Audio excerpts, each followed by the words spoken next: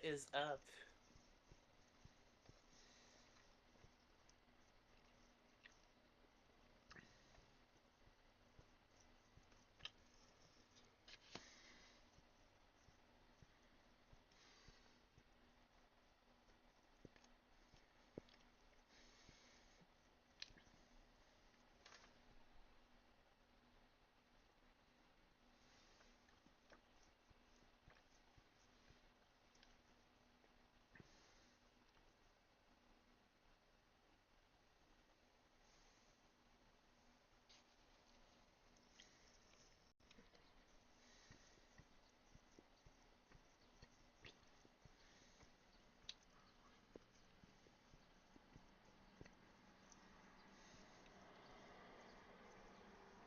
Eh?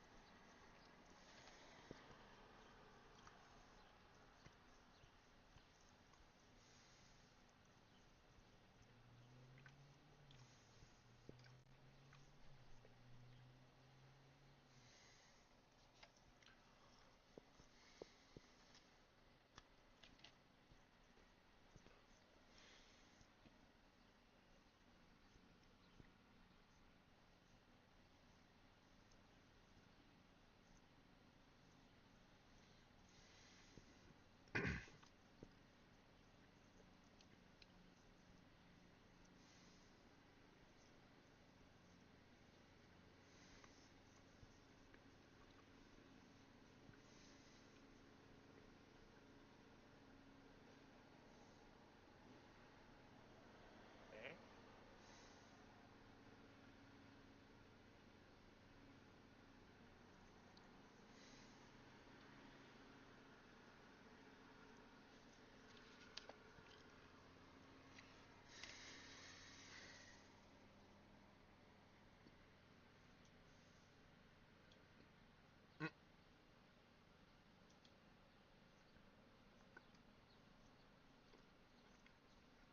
Hi, Taro. Hi.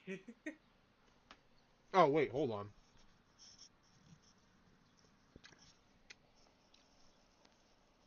The headphone audio was all the way down. Oh. I was wondering why you couldn't hear me.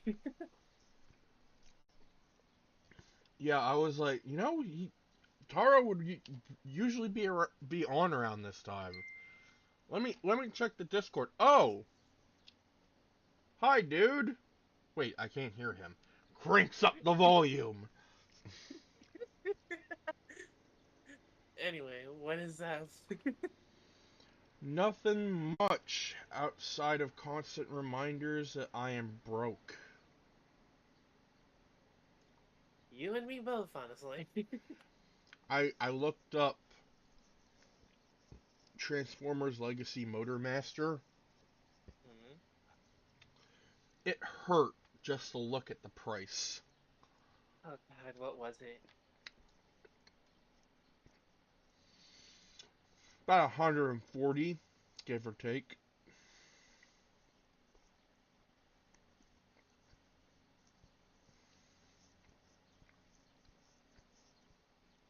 I.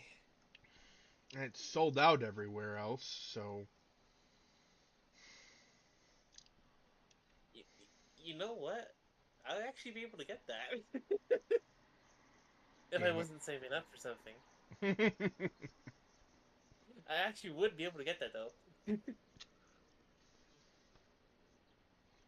Um, I tried watching the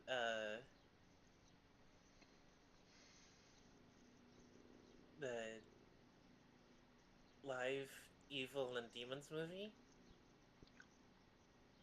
And I had to stop halfway through because it actually made me angry. okay. Uh, the scene I stopped at was uh picking one of the one of the bad guys.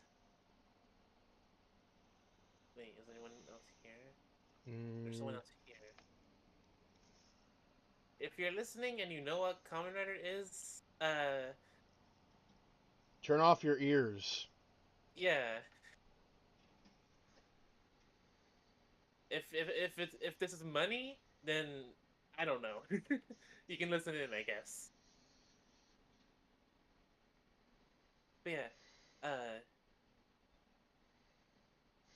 Hiromi's devil. Yes, you did hear me correctly. Devil. Uh, was claiming to be Hiromi, similar to how similar to what uh Tagira did in that one episode. And like you can't tell people you're this person when you have blue highlights in your hair and you let people see these blue highlights.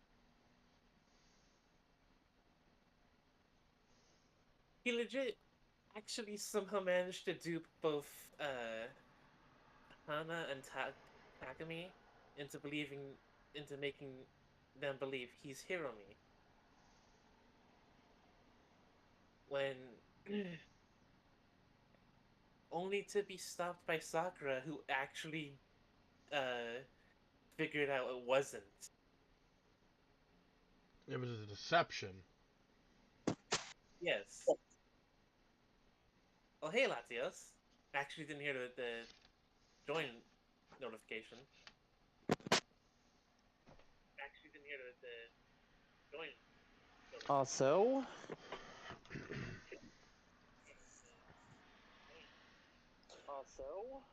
oh wait, the sound thingy doesn't work there.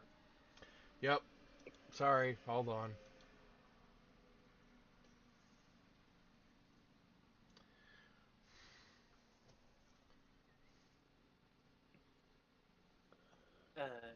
Hacking. So, Taro, I found something really weird on Facebook earlier today. Oh, what was it? Then I'll finish my story. Okay, so there's a. Wait. Okay, have you Hold ever on. seen any of the? Tara, what did you just say? Then I'll finish my story after Okay. Latios. I misheard that. Sorry. Go ahead, Latios. First off, I'm going to unplug and replug my headphones because everything's blasting right now, even on the lowest possible volume. Oh no. Good thing we're not playing Amanda the Adventurer. Okay. Okay, here we are. So, I was on Facebook earlier and I found a post. It's Taro, have you ever seen those like red pill, blue pill vote things? Not really.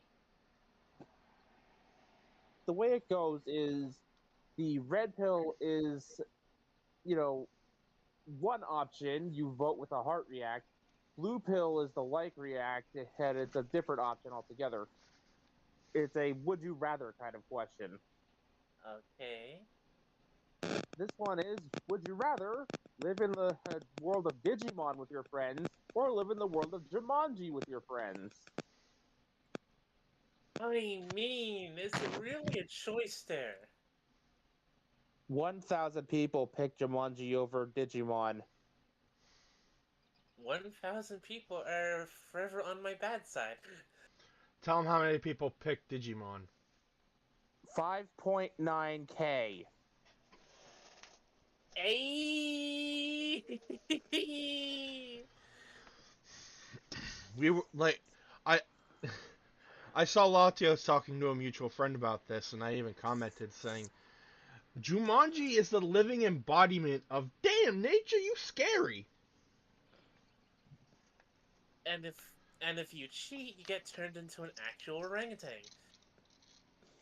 Let and like that's not even the worst part. Like, there's a fucking hunter trying to kill you. There's fucking man-eating plants. There's that one random elephant. Yeah, one random elephant that's always in the room. There's an elephant in the room. And not even to mention the remake and its sequel. Ugh. Oh yeah, when they turned it into a video game. Uh, anyway, after fake Hiromi escapes, uh, prior, not prior, no, why do I keep saying that? After, the real Hiromi escaped, uh, fake Hiromi encounters Daiji. Would you like to know what he said? What? I'm the real Hiromi. I chose to join, uh, this terrorist organization.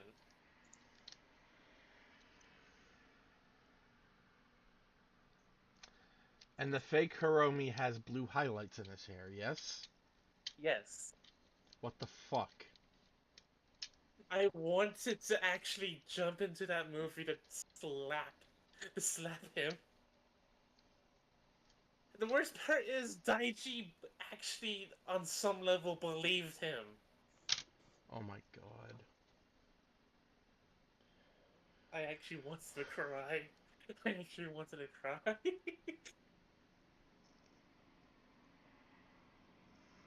That is just. Ugh. Alright, so, as you can probably see by the screen, we are back to Nier Replicant. And I'm gonna warn you all right now. The upcoming story is mad depressing. Oh Oh, boy. goody! It's a one of those.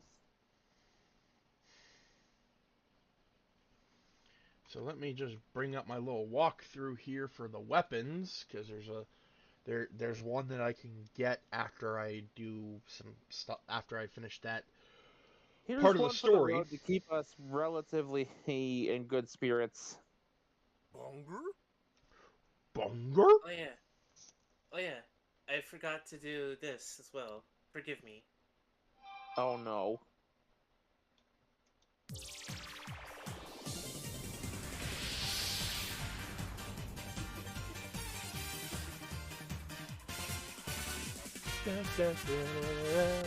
Well, might as well get mine out of the way since I failed to get it to work the first time. Right after Mega Ranger. Right after. Hey, I didn't say I was gonna cut it off. No, no, no. Hey kids, stick around. After Mega Ranger, Transformers, Robots in the Skies will be on at 11.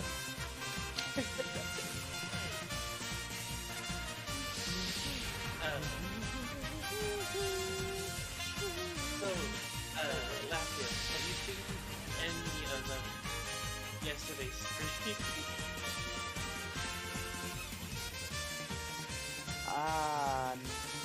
Not that I know of, no. I mean, I slept through the stream yesterday. There's this one part of that glorious game that actually, uh, that actually had me choking, and I I'm think gonna, Bear knows it too. I am gonna feel ridiculous saying this, but Latios maximize. Yay! Alright, what was the part, Taro? Like the plant that you don't bring home to your mom. Oh, yeah! Oh!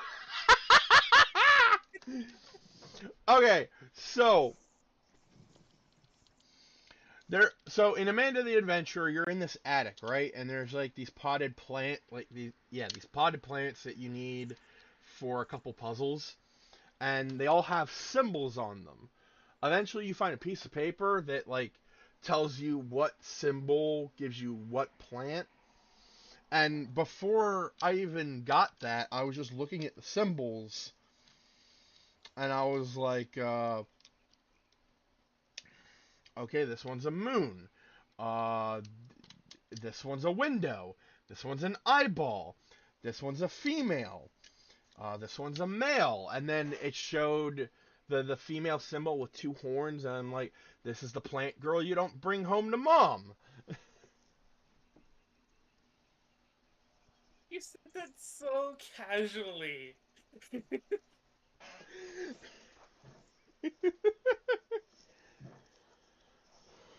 So I did a little bit more research into the Blue Destiny Unit 1 that'll be showing up for me on Sunday.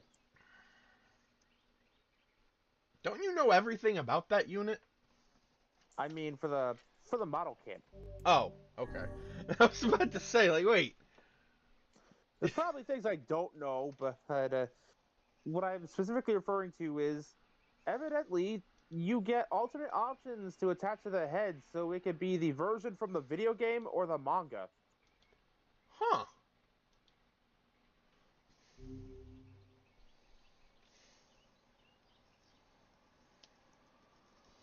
Alright, so from what I remember, I have to finish the main quest here.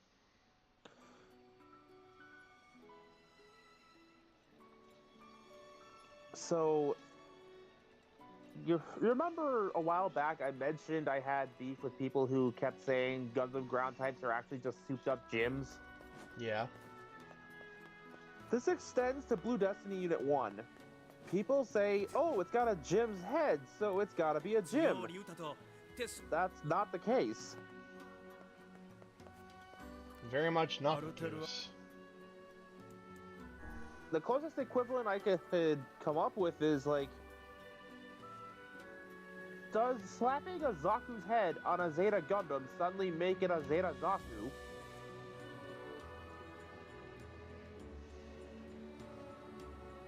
Most people would say no. Exactly. Well, same scenario for slapping a gym head on a Gundam. I do not have enough money to buy the Phoenix Spheres. Spear. Fuck. I almost said Phoenix Sphere. In the case of Blue Destiny Unit 1, what happened here was that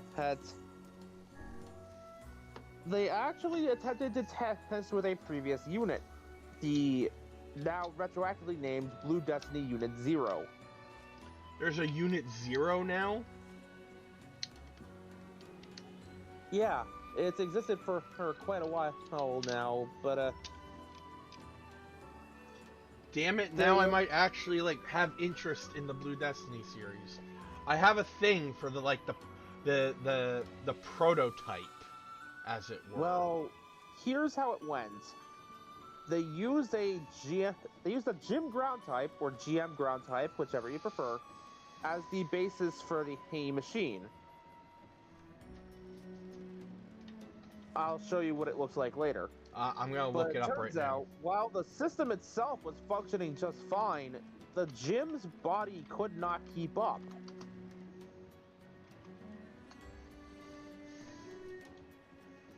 The ground gym could not keep up with the amount of stress the exam system put on the body, so instead, they took a Gundam ground type out of storage and transferred the head over. Interesting. And that's how we got Unit 1.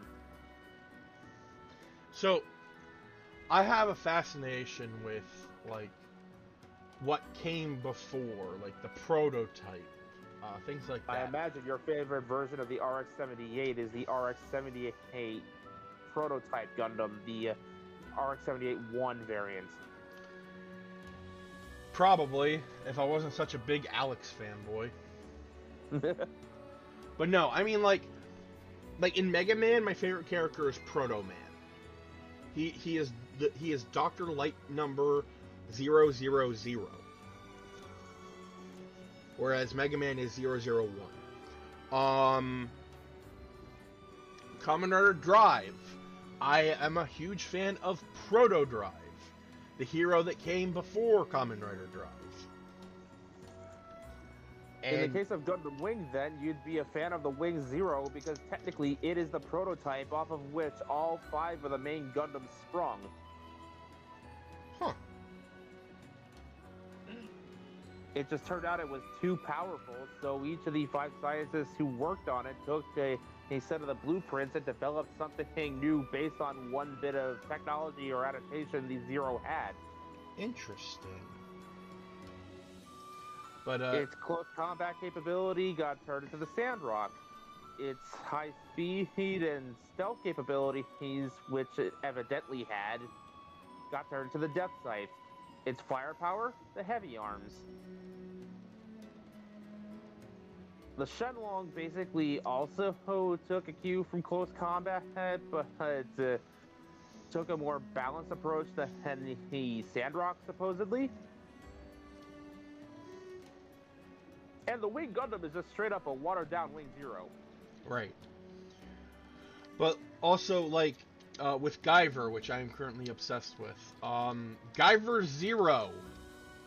I love Guyver Zero. You never really see Guyver Zero because it was like thousands of years ago.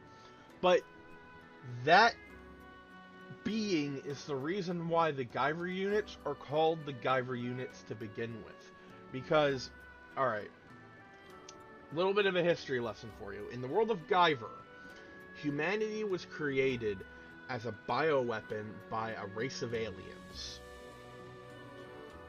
Supposedly, they weren't too happy with the end result, but they saw that humanity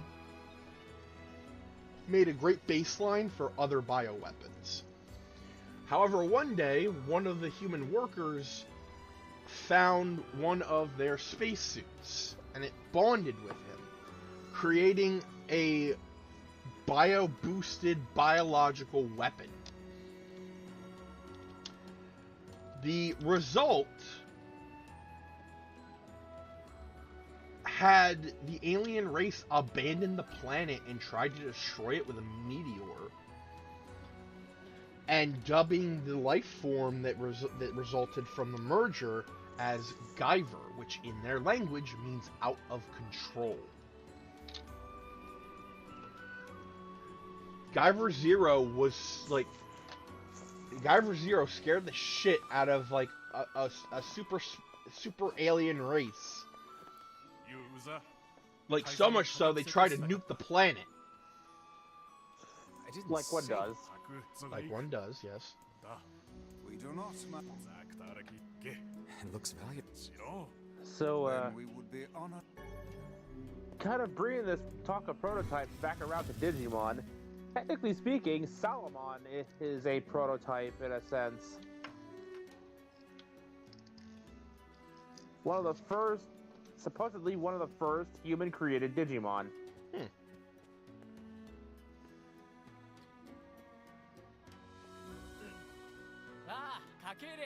We hear your days of bachelorhood are coming to a close, King. So the King of Facade is finally getting married. I still remember when we saved this little dick from a Minecraft monstrosity. Forgive my prying, but we are all eager to know the identity of your lucky. I was right. About... Shinobi no kaite, inaibara kakuro. Oh, the Shinobi thing? Yes. Okay. Right. On one hand, I'm excited, but I'm also pissed. Because I'm excited we have more Shinobi content, but I'm also pissed that this probably means Shinobi will not be next year's writer. That's fair. But They also, did this on purpose! They did this shit on purpose! It's like, oh yeah, you wanted Commoner Shinobi? Here, have a special. But we want a show, have a special. Fair. Listen. At least they didn't, do what they did with Tokyuja with Shinobi. At least they didn't do that. Oh yeah. On At a least they... brief tangent there, Bear. Can I show you a little something? I posted 3 pictures into our Facebook Messenger. I don't know if you've seen it yet, but it's my custom O Gundam with its current armaments. Alright, let me take a look. And the fact that we're getting a Punk Jack special too, actually. So is this before or after he died? I think it's before, because Giori is there as well. Well, this will be depressing. I want to slap Giori, honestly.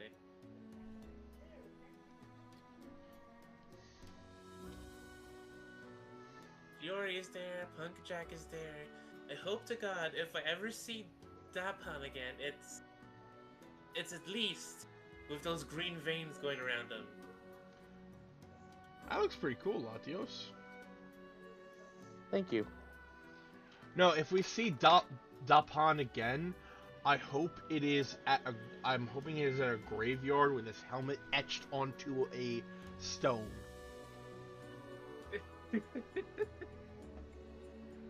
This like if the buckles could be used like as the thing they represent, that boy would have been a school fucking shooter.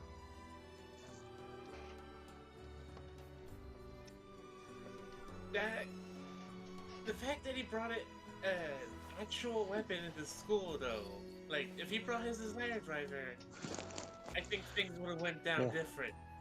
So, Hold on. one other thing that's on my mind, on another tangent, going back to Digimon. I was considering making custom crests for the characters in Digimon 22. Pleased to make your acquaintance, Your Royalness. Oh right, you brought this up before. Congratulations on your wedding. So, this is not by any means the final list. This is just off the top of my head. I'm sorry, Terriermon and his partner will have the crest of faith. Of course. How could we refuse? It is distincted off from the crest of hope.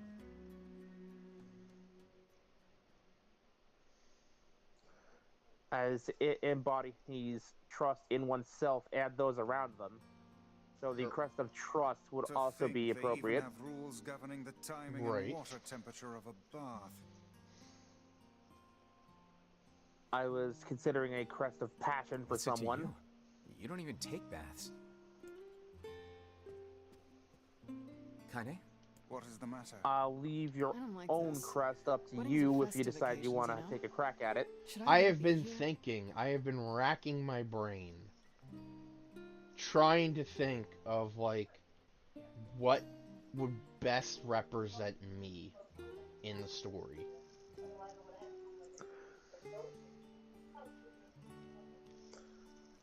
A crest of compassion has always been lingering around in the back of my mind. Well, okay. And as for myself and my Meikumon, I'd figured a crest of darkness would be kind of appropriate. Yeah. Compassion. I can see that working considering, like, the story beats we have with my character in Bearmon. What, with the Mad Leomon and Dark Dramon? Yeah. Hey, so long as that crest gets used You were somehow, I'm invited happy. here by the king, remember? Sure. But what about if... This Like, city I've isn't like legit our had villages. the crest of It's all about the compassion in my loot. Since head there for isn't a specific years rule about before I you, started this story. I honestly think they won't give a crap. Yeah. Will you at least procure a new set of lingerie for the festivities? Some spring colors, perhaps? Weiss, you...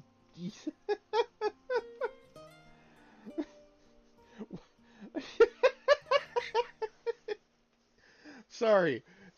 I'm looking at the Weiss's dialogue. He's like, will you at least procure a new set of lingerie for the festivities? Some spring colors, perhaps. Careful, Weiss. There might be Keep fire talking, nearby. Keep talking, book. It was Kaine's response. Because, like, Kaine just wears, she doesn't really, I mean, all she wears is lingerie. She doesn't really wear anything else. And you know what? I think now is a good time to talk. My head's not in frame. I believe now is a good time to talk about the. Well, it's not an elephant in the room, but there are two, like, Kaine and Emil have two character traits, I guess you could call them, that are not immediately present when you first encounter them. And it's only through context clues that you figure out what those are. For Kaine, when you first meet her, at first it seems like everyone in the area is calling her a monster because she has a shade, but it isn't just because of that. It's also because Kaine is intersex.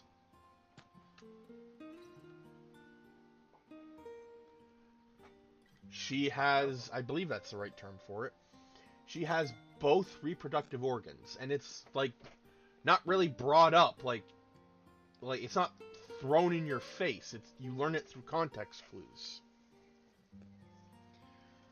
And we learn, and just up here we'll learn something about Emil. That's something. What's up?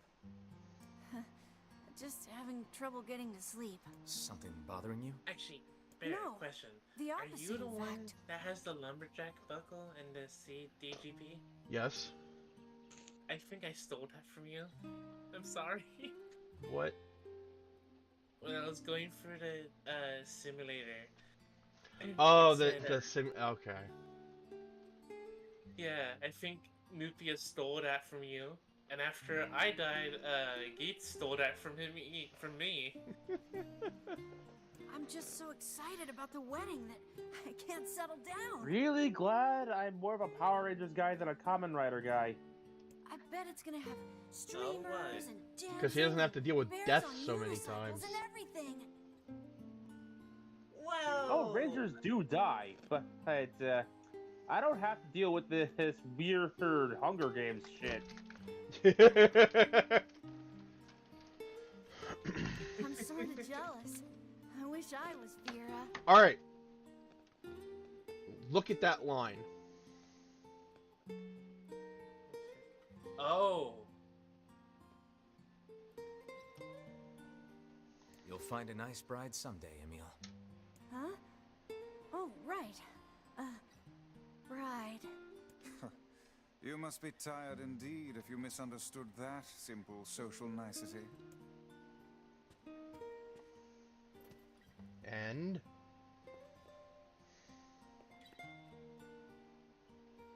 Yeah, that's not exactly it. so the But- secret here is that Emil is gay. Yeah, can't figure that. Now, keep in mind, the original game Yeah, came out Tata. when subjects like that Tata. were not exactly kosher to talk about. True. But Yoko Taro, I think that was the guy's name. Put context clues in the game for this stuff, because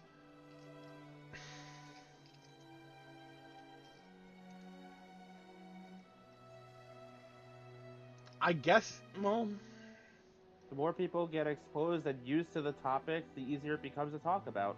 yeah, but I wouldn't say it's integral to each character, but it fleshes them out more. Like, knowing that Emil is gay puts some of his more heroic actions into a different perspective. Not a bad perspective, mind you.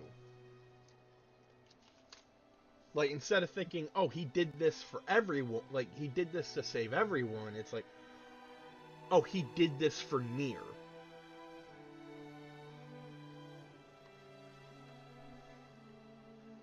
Or something along those lines.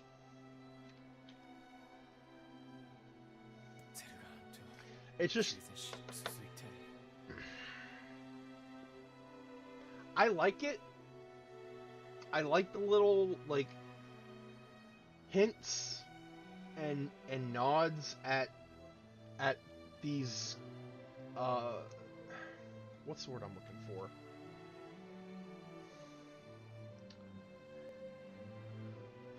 Because like I'm tiptoeing around the subject because I don't want to say something dumb. Take your time. It feels like it fleshed the characters out a bit.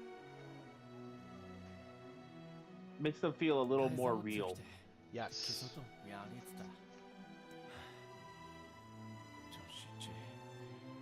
Everyone needs to blow off steam and celebrate once in a while. Indeed. Now, Your getting people have that earned last bit I was gonna Plus, mention wanna about the make crest out of the life way. is better. Sorry. Like, of course, people are likely going to have to find their crests with their Digivice, but for some reason, my brain just conjures this scenario. The traveling trader. Or traveling merchant. Aw, weddings are the best. There's flowers I everywhere. can already see where you're Everyone's going with happy. this. It's just great. I'm kind of jealous. Yeah, Aren't you jealous? one of our kinda? crew ends up finding their crest amongst his Aw, wares, come and on. he's like, "Oh, I found that in my travels." I often find things like this that youngsters like you find useful. I tend not to question it. Today is the wedding day of the king and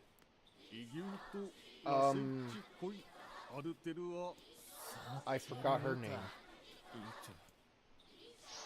Freya, yeah. The girl that helped me save the king in the first place. Yes. The laziest Digidestined, out of your group to just go to the merchants to get your crest. No, even the Digidestin is like, seriously? Uh-oh. I We was got half trouble expecting on the horizon. I was half expecting to slay a War Greymon for it or something. Oh!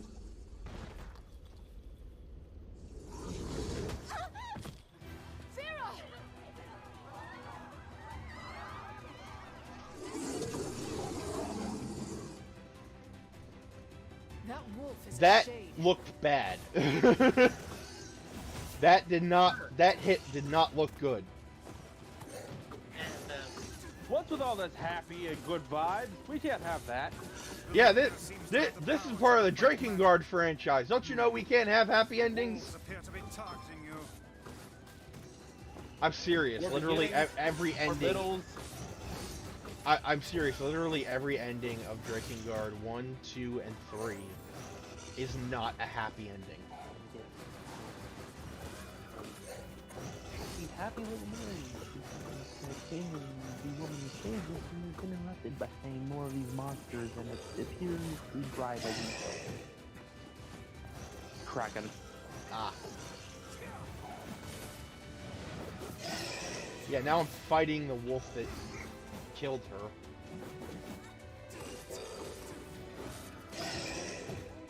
He's like, yeah, it's part of the Drakengard franchise. We always allowed to have a happy ending, and I'm like, more beginning, more middle.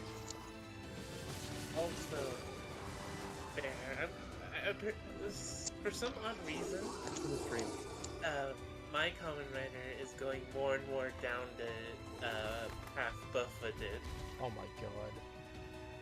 Really? Because he met a strange fellow in a gardening hat that gave him a strange buckle. Oh, of course. So apparently, him on the side of the Jamatos now.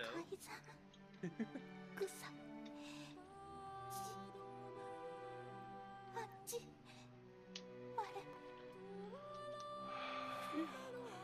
たく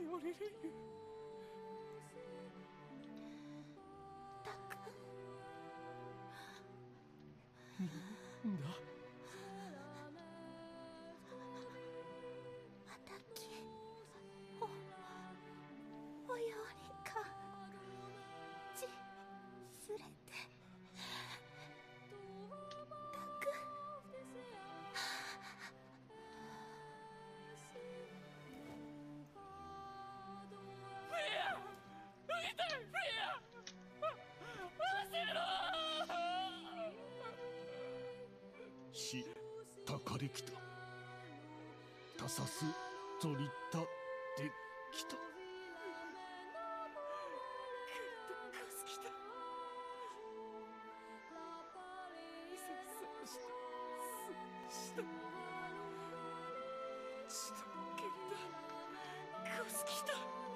改ざん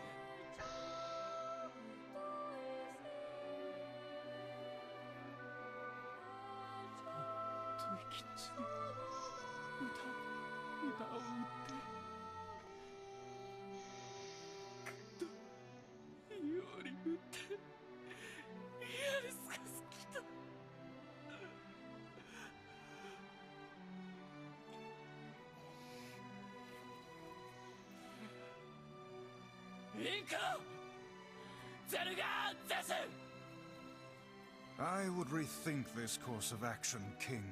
Ahead lies a battle you cannot win. カイザム有利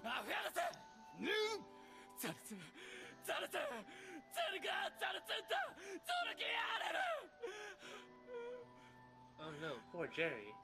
And Midas. ぞでおられきたの What happened? ユリペル Oh ア no, トル all wolves. カイザムタ Oh, トデク right. ラクルトデクゼルガントイカラツグキテテカイザムタリエキューサカイザムラ夫と来てソードにリス高い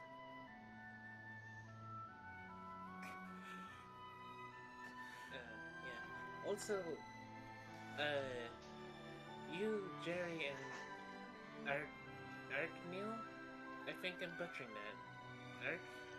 The Arkeel? king's grief is strong. Arkeel. I doubt he will stand Where- down at this point. We're caught in an explosion that,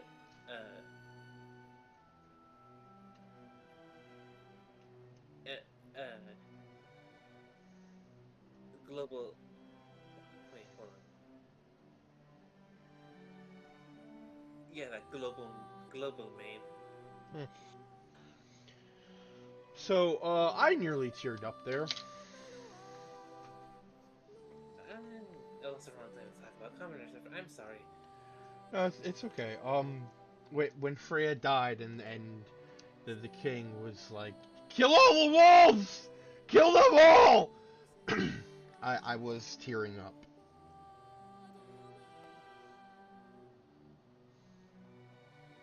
Yeah, I'm guessing he'll run off to take on the wolves any... Will we let him go, Ryan? Of course not. I mean, the king Well, I will eat the be wolves eating too. right tonight. What Then we wolf must meat. prepare for the fight. It will... I know.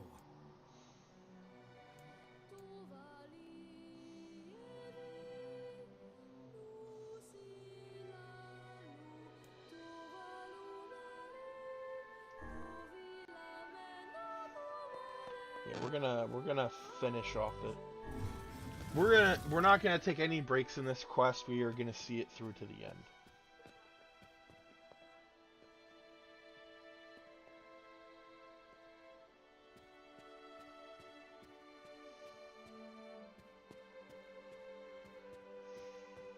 Are you ready for... As ready as I'll ever be. Time to avenge Fira.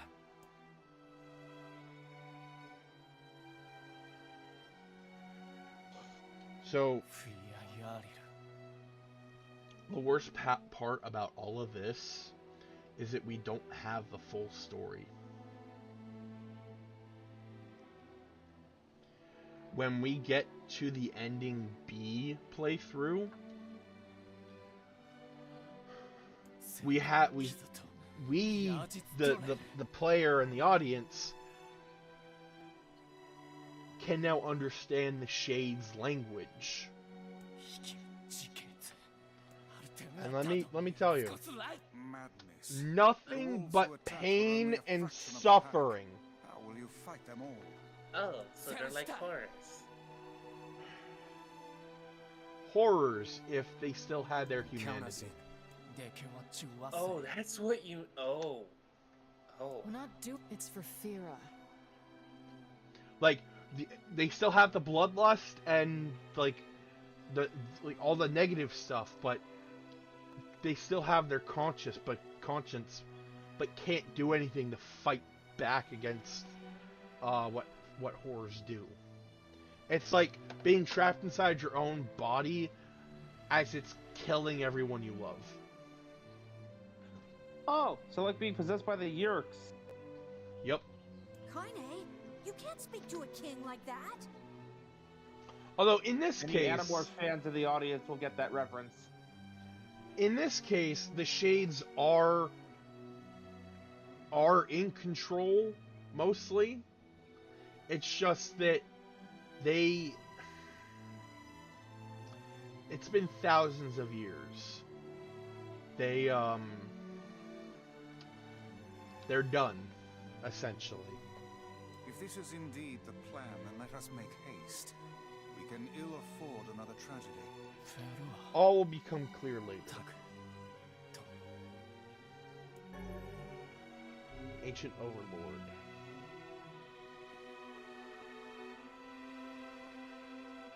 Oh. カイザム・アクラ。ゼルガーン撃つと避けた。これで里アルテルはチンクルアルテルはトヤリラ。フィアクスタ。ディン。フィアギキタ。タトサダ。キラツヨリウタタキツチ。リュウリュウトサ。ディン。よりワイソト。フィアトディン。アンダダセ。ディントシケン。ユーカイザムでアンダルアミ。しか。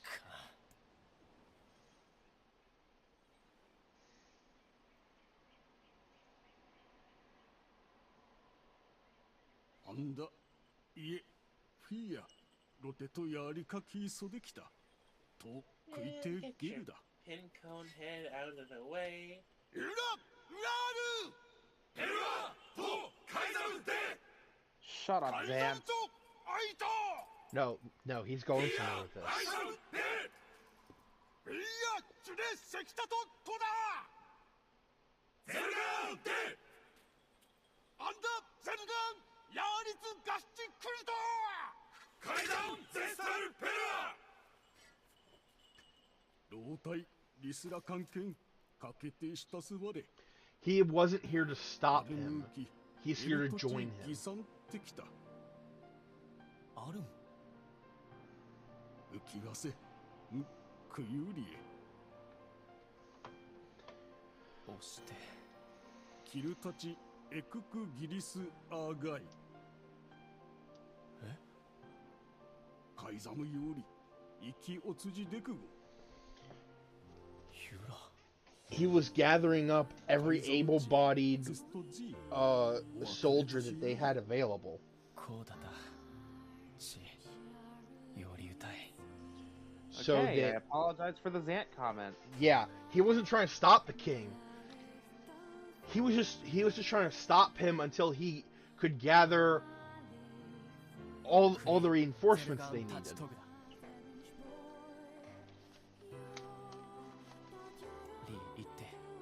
Forget it. Let's move. Yeah, once this is done, we're likely gonna need that freaking Mario playthrough or something. Oh yeah. Like, when we get to ending A, I'm taking another break, but it will not be as long as the last one.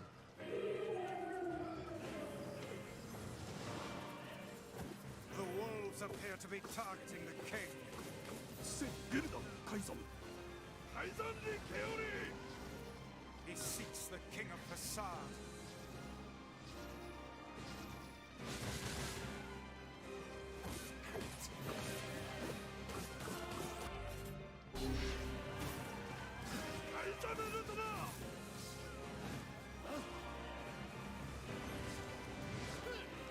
Such dogged, unwavering defiance. Why do these beasts hold so much rage? So, here's another fun fact for the Blue Destiny Unit 1. Smaller wolves are not. Yes, Technically, please. it did. Sorry, I need fun facts because this is the Even princess. White Shade is here. Then I have to kill all of Technically them. speaking, it did appear in an anime. Guild fighters. Gunpla Builders Beginning G, I believe. Oh, the prototype. In this particular case, a Blue Destiny Unit 1 with a Unit 2 backpack, mind you. So 1.5. It's more or less customized for space, so yes. Above you. Stay on your guard. Also, It fought a Sazabi. interesting. It lost, but it put up one hell of a fight. So one interesting thing to note is the name of this wolf shade. Its name is Rock. R-O-C.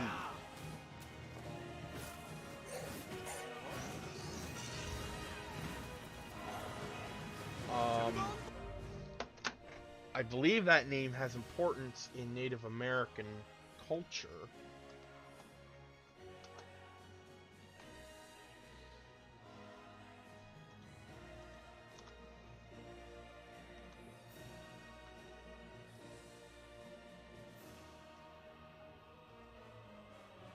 Oh, no, I was wrong. Okay. Not Native American. Middle East. The rock is a enormous legendary bird of prey in popular mythology of the Middle East. The rock appears in Arab geographies and natural history, popularized in Arabian fairy tales and sailors' folklore. It is a giant bird. But then, why is the name? Why is a wolf? Why is it a wolf?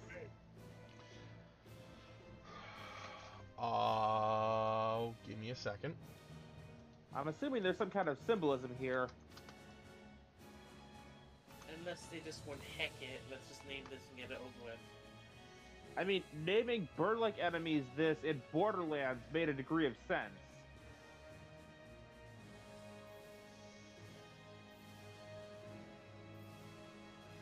So, there doesn't seem to be any connection, other than the fact that its name comes from the huge bird that Sinbad meets in Arabian Nights. They just went, heck it, didn't they?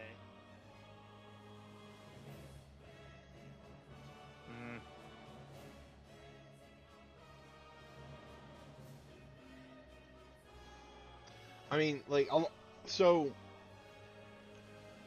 a lot of these shades have,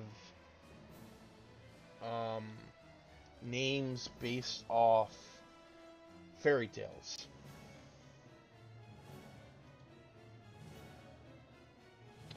If I can find the... Alright. So, we have Goose.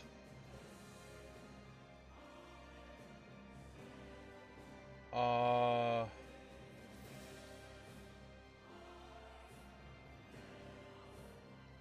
this one shows up way later. Alright. It's named after Mother Goose.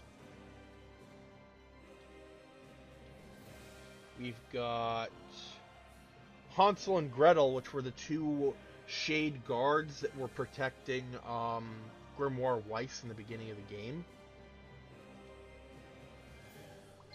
There's Hook, named after Captain Hook, which was the shade that Kaine was fighting in the Aerie. There is Jack of Hearts, which was the giant shade that had attacked Nier's village.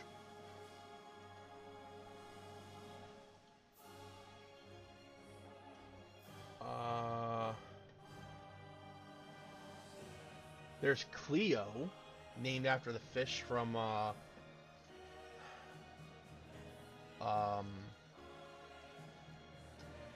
The Adventures of Pinocchio. There's the Rock, of course. And there's also Wendy, the fish creature we fought. Wait, what?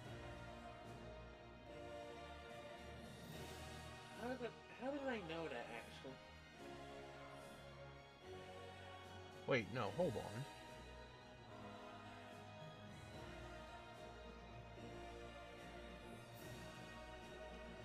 Okay, no, this is a different... Okay, this is a different shade. When we fight Wendy later. No, so who the hell am I thinking of? You could have gotten confused because of the little girl from last stream.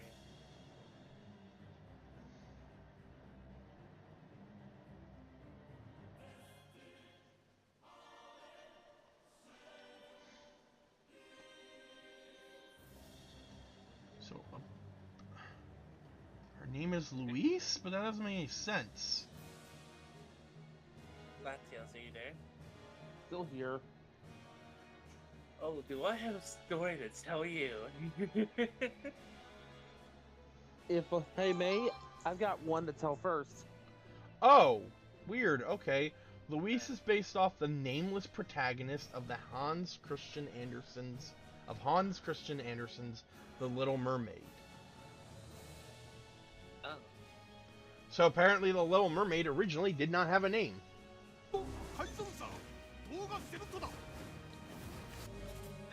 Proceed then. Then I'll make my story. So, the other day, I'm playing Mobile Suit Gundam Battle Operation 2 on my sister's PlayStation. I made the Gundam ground type weapons rack, which basically means I act as a very slow but very tanky sniper.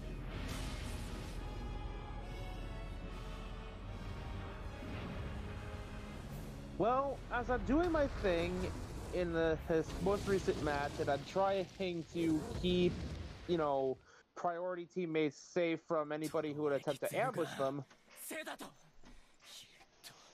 well, a Zeta Gundam shows up out of the ether.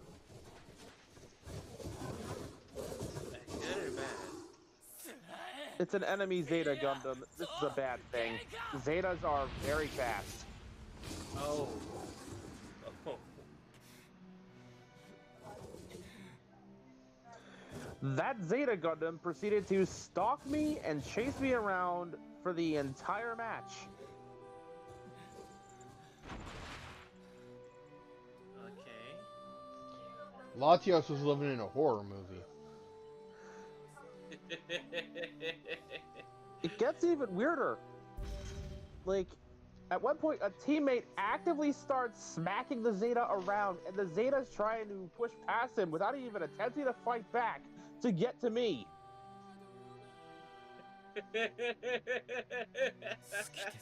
I swear it's because I'm green!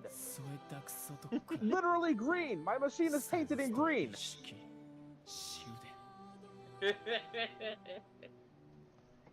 Either that or it's the rabbit logos.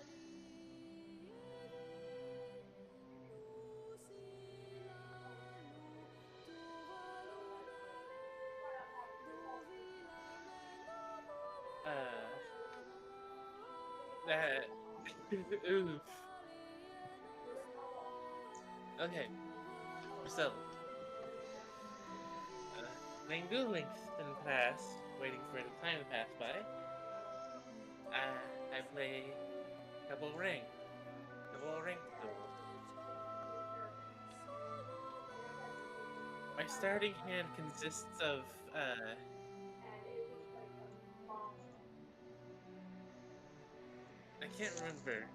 I can't remember the monster's name, but I know it was a spellcaster. A spellcaster who got a spellcaster being what gets powered up whenever a certain one of Yugi's field spells appear that only power up spellcaster and fiend monsters.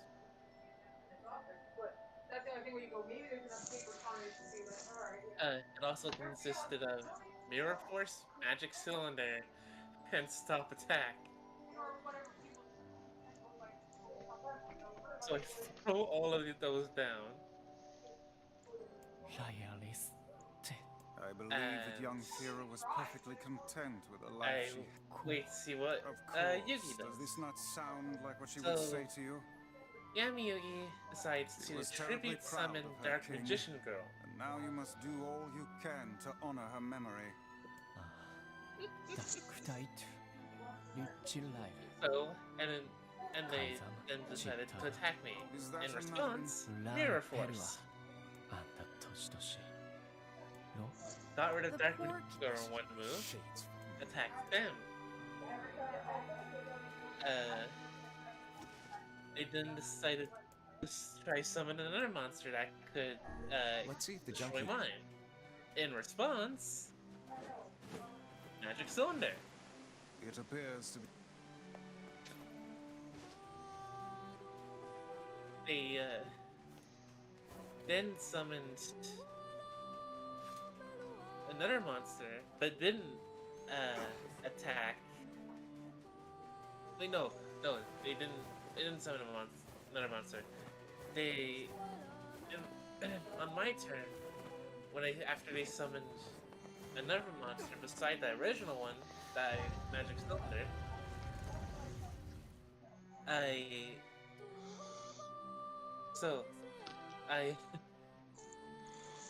You basically noped his attack phase 3 times in a row.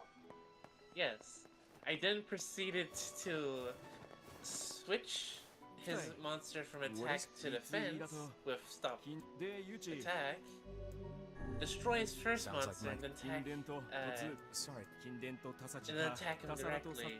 Yes. Because I just remember it was me who summoned the second monster with my Kisaza other Arzu. monster. That's not good. Guess what happened then? I'm assuming the attack got stopped in some capacity. No. The duel was forced.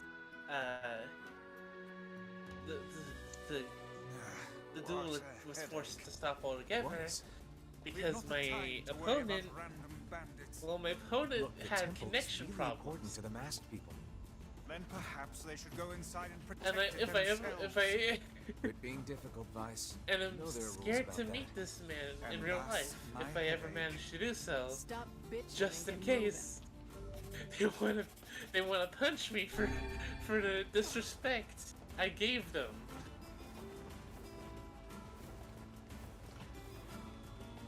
Over a card game? Some people take this like ridiculously seriously.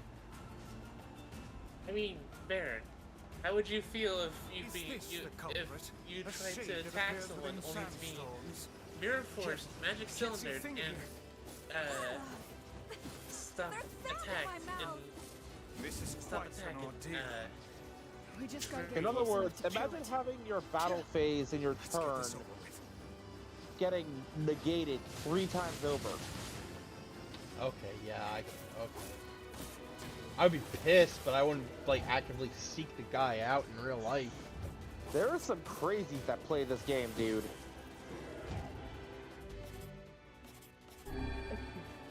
like I didn't lose a single bit of life points during that whole duel. Now it all makes sense.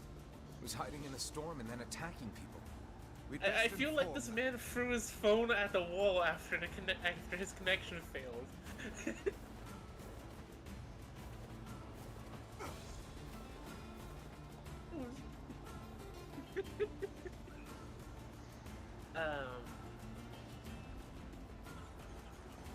I actually won my first game of Yu-Gi-Oh! In real Either life that, too. or he deliberately turned his internet connection off so he could quit without getting the surrender thing. You must be one of the bit. There's a huge Yeah, shade inside. either way, it would have. I it made would've it told out me with I my won. fellow thief. I mean, It seems the worst case But scenario. yeah, Screw I these guys. actually They- That shade's as big as they claim. won Let's go in and take care. with in a real life duel against one of my classmates today as well. Oh. I was using another one of my classmates' deck because I didn't bring my own, and Latios, you're gonna be proud of me in a second. Either that, or you're gonna curse me out.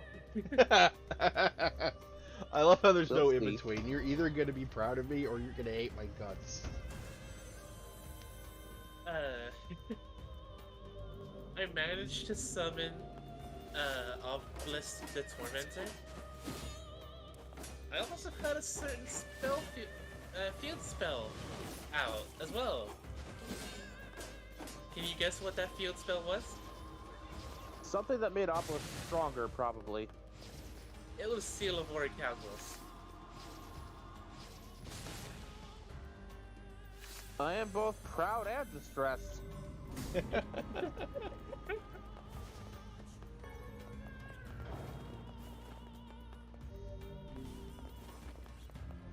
Though several times my classmate forgot to add the 500 attack point boost to the damage intake he takes.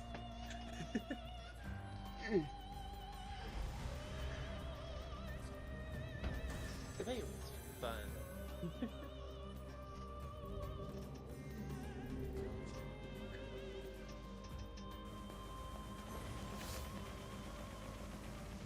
So I'm basically going through all the challenges of the Baron Temple again, but this time, they're all combat challenges. As you do. So I do have a handful of mains in Gundam Battle Operation 2.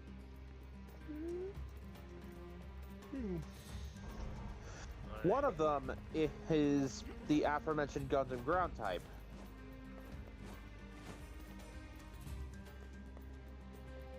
A few others include all 3 Blue Destiny units, Unit 1 on the ground, Unit 2 in space, and Unit 3 when I decide I don't want to use a raid version. I'll explain the types in a bit. So, there's also the Gundam Pixie, and I've been known to use the Alex on occasion, mostly because of Nier. Yeah! Love the Alex. And there's also the Heavy Gundam.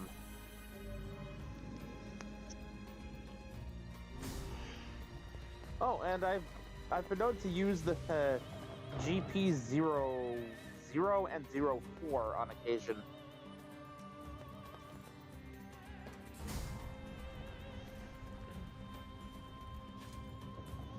I typically play support when possible, but I have switched up my roles. So, you know how in Pokemon there's kind of a rock, paper, scissors thing going on with Pokemon types? Yes. Well, there's a similar dynamic with mobile suits in Battle Operation 2. Okay. Raid suits are faster but with lower health. They do more damage against supports. General is middle of the road code when it comes to speed and armor if it's the most balanced unit type, and it beats raid. It does more damage against raid. Okay.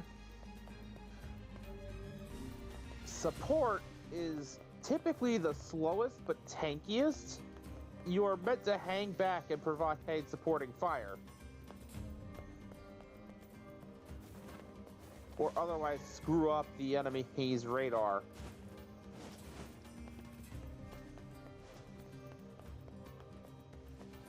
Support does more damage against general.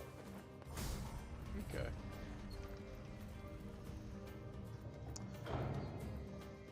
Out of the suits I listed, the Pixie, Blue Destiny Unit 1, and Unit 2 are all raid suits. Great. Unit 3, the Alex, and I've occasionally used a gym ground type. Those are all general suits. Makes sense. Ground type weapons rack, because there is a version of the ground type without the cannon and the backpack. The weapons rack version is a support suit. And so is the Heavy Gundam. technically, so are the GP04 and the GP00, but those ones are much faster than your standard support.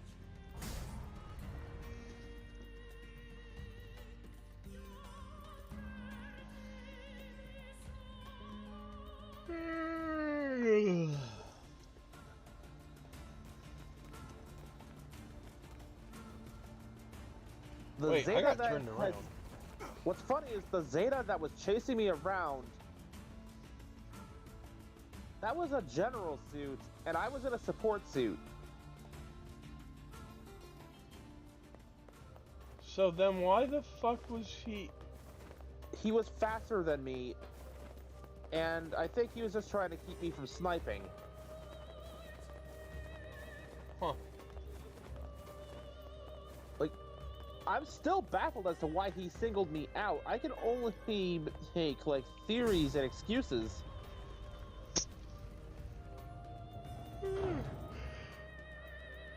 Like, the most valid excuse I could think of is that I bumped into this player in a previous match, did something to piss him off.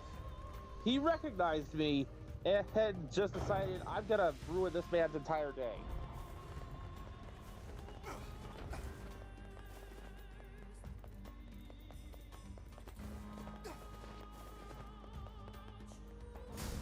I mean, it would make the most sense.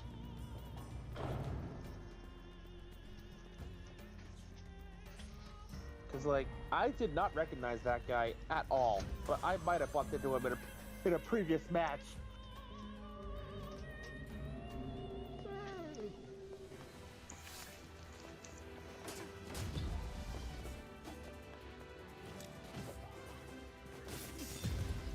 Someone help, I am using up all the oxygen in my brain trying to make sense of this, and it's making me yawn.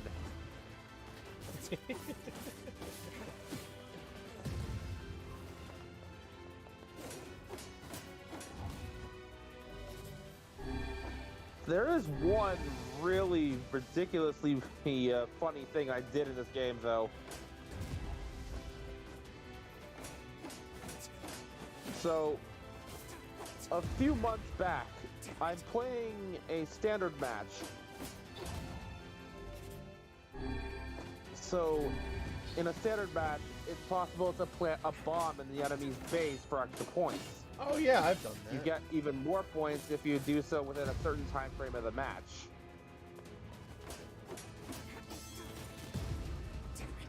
Once you hit like 2 minutes or less, you get bonus points for blowing up the enemy base.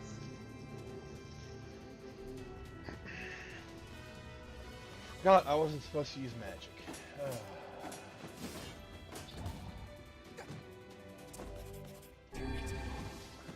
So, the entire time, this was one of my Gundam Pixie days, by the way.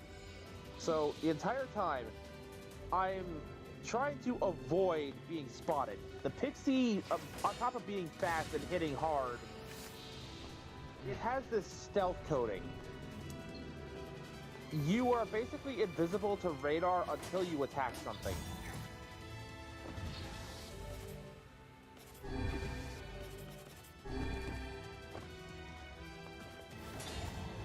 So, I'm trying to sneak to the enemy's base.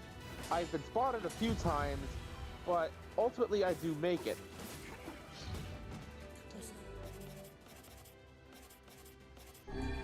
I end up getting confronted by one last enemy player who's using, I think it was I think it was a Jin Striker?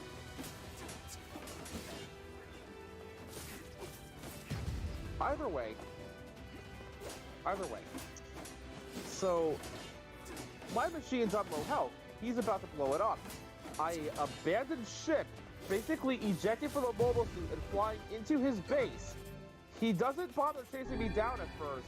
He blows up my mobile suit first.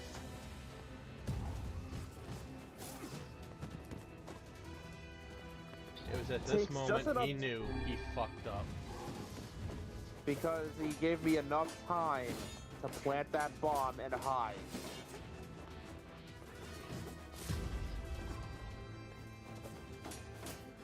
he spends the entire 60 seconds that bomb was counting down trying to find and shoot me instead of disarm the bomb. Which, fair enough, I'd be doing that too. If he ended up trying to disarm the bomb without taking care of me first, I could have backstabbed him with my combat knife or fired a rocket directly into his face with the anti-mobile suit rocket launcher that people just carry on their person.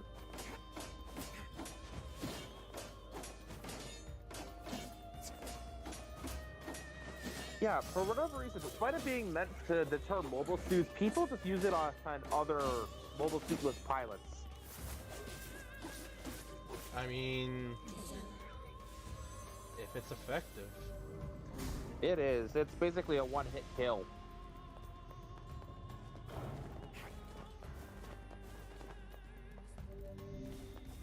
But it also takes a long time to reload, so it's not necessarily something you want to rely on.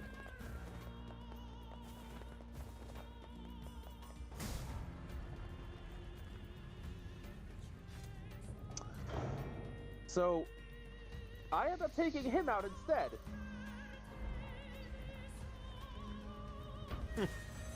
With just enough time left on the bomb that I end up leaving the base, content that nobody else is coming.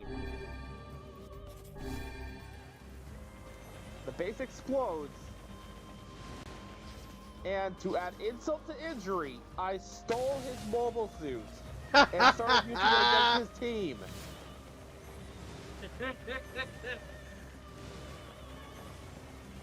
It didn't last very long. I died that way. But it ended up giving us enough points to win the game. That's awesome. One game I would like to... I'm honestly beginning to question if that's the guy who started chasing me around in the Zeta. If it was, like, it would all make sense.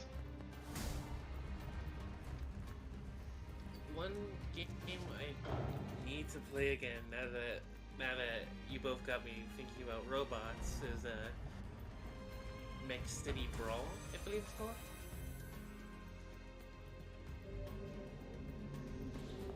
Override Mech City Brawl. Oh, I think I know that one. Yo, actually, if it was possible, only if it was possible, me gets a few friends, well, Get a few people together and play Mech City Brawl. Yeah, because like there's a setting, well not setting. There's a game mode where you can basically just have you and your friends control one robot. Oh, and control the limbs. I forgot about that. I want to do that now. I want to see how well we can work together.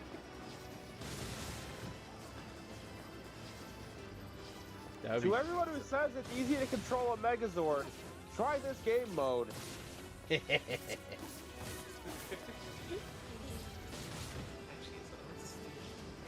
it is.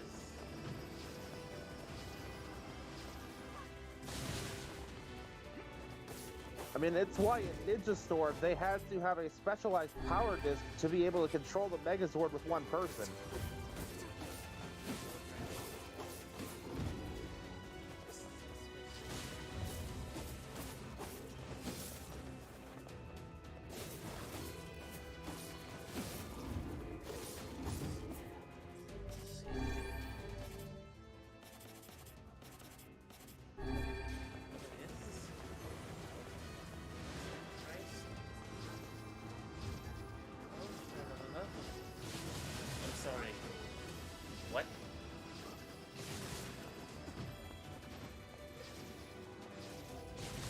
Who was gonna tell me they had a crossover with Ultraman? Oh yeah, the sequel had the Ultraman.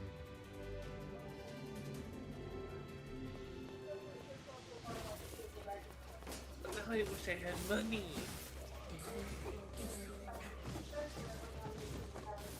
And I don't know why you're calling my name. I'm broke. I'm a broke ass bitch too.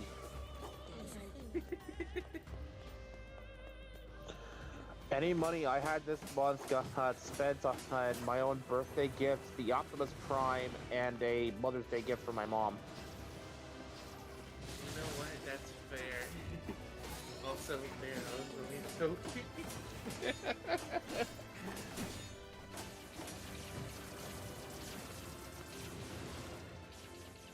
Said Mother's Day gift should be here tomorrow, actually. Oh, what'd you get her? She had been wanting this statue of the Egyptian goddess Bastet for a while. Nice. I picked that up.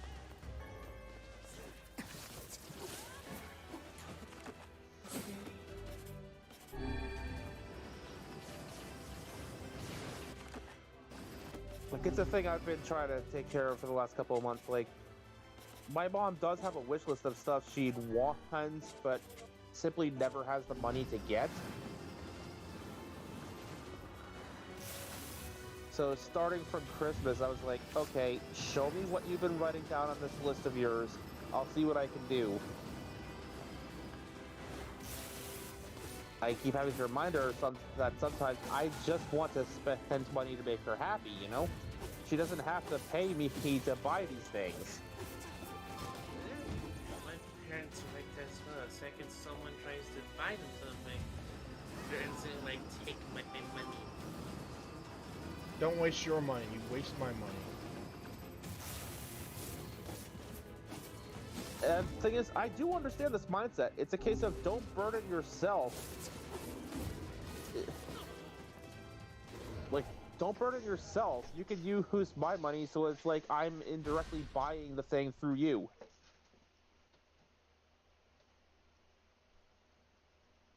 Game over. Alright, so I am gonna need You failed. to go back and buy a shit ton of health items.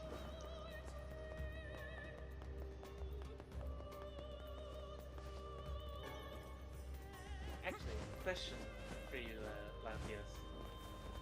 Hmm? I'm purely asking this out of curiosity, but how much do you know of Kamen Rider? Not much. What he knows, he learned from me. And what little bit of Kamen Rider Dragon Knight I was able to catch on TV back in the day. Yo, I love Dragon Knights. That was good. I wasn't able to consistently watch it though, so... It was good until the end. I feel like it fumbled at the end. I'm just happy that... Like, I'm just happy that they decided to keep calling it Kamen Rider instead of Masked Rider. Yeah, well, if they called it Masked Rider, Saban would have sued their asses. Or more likely Disney at that point. Yeah, probably. No, I don't think they would, because Disney doesn't give a shit. Disney era of Power Rangers, I think. Disney never really gave that much of a shit about Power Rangers. But they do care about how their copyrights being infringed on. Yeah, that's true. But yeah, they only had Power Rangers. They didn't take Kamen Rider. Oh, yeah, like, Saban should still have the rights to Saban. Masked Rider, which means that, yes, Saban would be suing their asses. Yeah, Disney bought Saban. That's why they had Digimon at the time. And then apparently Saban bought itself back. It did.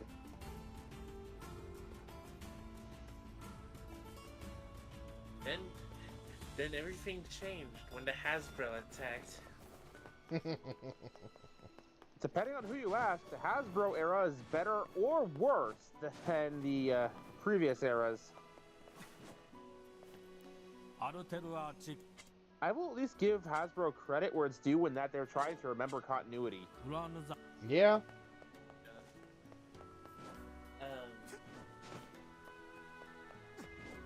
Like, say what you will about the final product they're pushing out, at least they're trying to remember continuity and care about their fans. If they cared, they would have actually done Q-Ranger instead of just having the Zords. I said trying. I didn't say I succeeding. know. Tara, remember, this is a series that instead of using the suits for 2 different seasons of Super Sentai, they just kept the Mighty Morphin suits. That is true. I feel like, if anything, Dino Fury is trying to emulate that. Cosmic Fury now. One question. What exactly happened to the Ghost Red Ranger suit Zato had at the end of Dino Fury? As far as I know, it turns into his new Cosmic Fury suit. They went from something that looked like it belongs on the S tier to something that looks like it belongs on the S. H. I'm not gonna finish that word, tier. Honestly, I call the Cosmic Fury stuff like B tier at best. We have seen worse. We have. Looking at... Remember the first time Lord Zed tried to make Evil Rangers? I was about to say, me looking at the Dark Rangers. We have seen worse.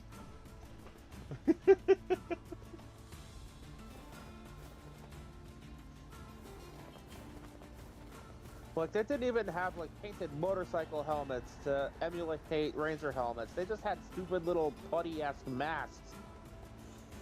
They were morph suits. That's all they were. They were just inside-out morph suits.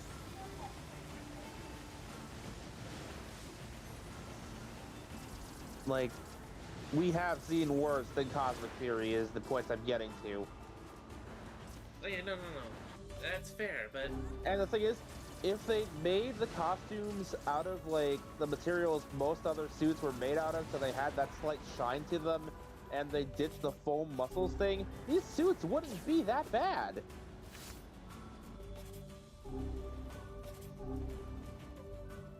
That is true. Okay, all the other suits, I like them. I really do. But whatever they did to Zato's suit, yeah. I believe someone called him the Champagne Ranger.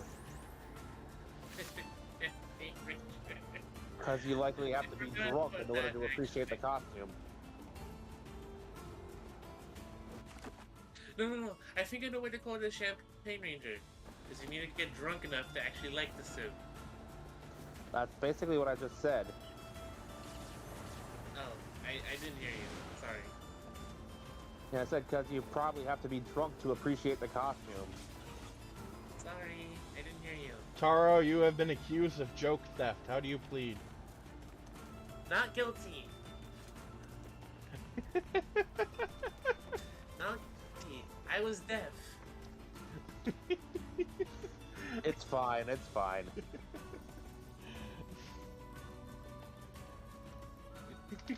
Not guilty. I was deaf, Your Honor.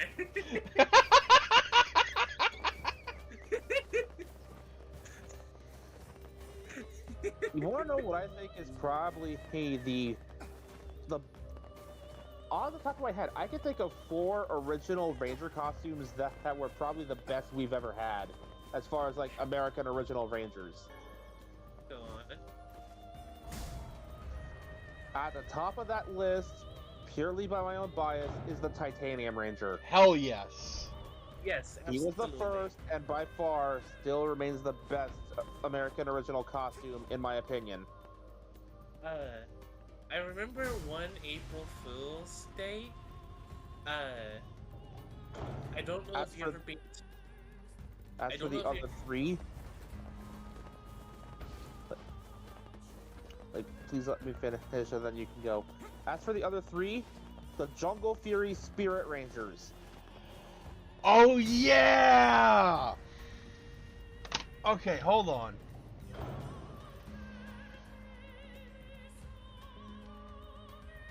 What's this? Yeah, Stop. for those not in the know, the Jungle Fury Spirit Rangers were original concepts for Power Rangers.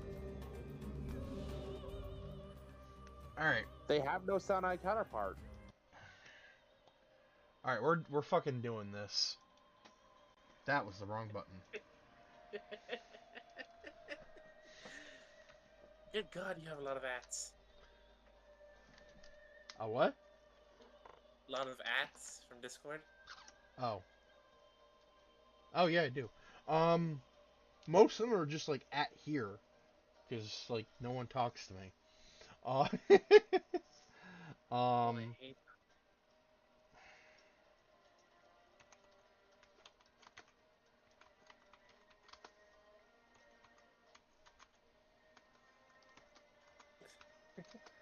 Uh,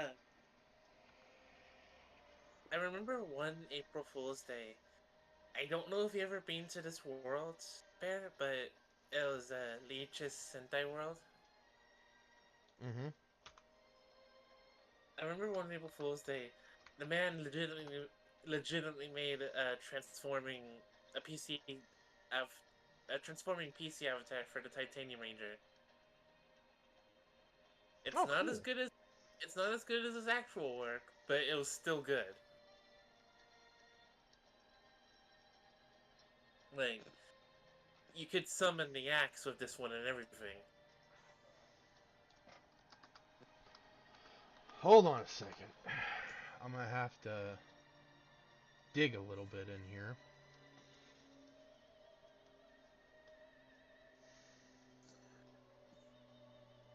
Honestly, Titanium Ranger and the 3 Spirit Rangers were the majority of American original Rangers. For a while, at least. At least until we got like Cosmic Fury and The that one comics. weird Iron Man suit style reboot. And the comics. Oh, I forgot they made a Titanium Ranger key for For uh Orion's Warfare. yeah. Of course, I don't think he ever actually used it in the show, but it's still really cool that they gave him a Yeah, key. no. You want to know what the only time anyone morphed Lightspeed Rescue was?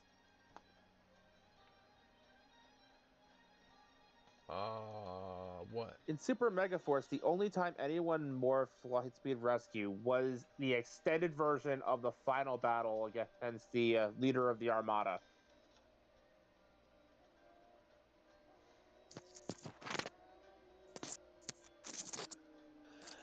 It's a brief 2-second thing. Blue morphed into Lightspeed Rescue Blue, and then we don't see any more Lightspeed Rangers after that.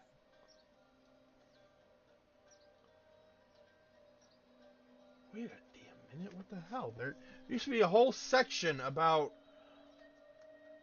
frickin' original Rangers. I guess they wanted to leave Lightspeed Rescue right next to the underwater base.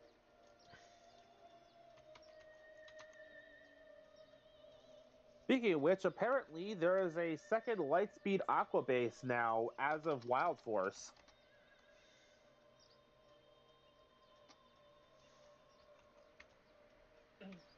Run by the Titanium Ranger himself.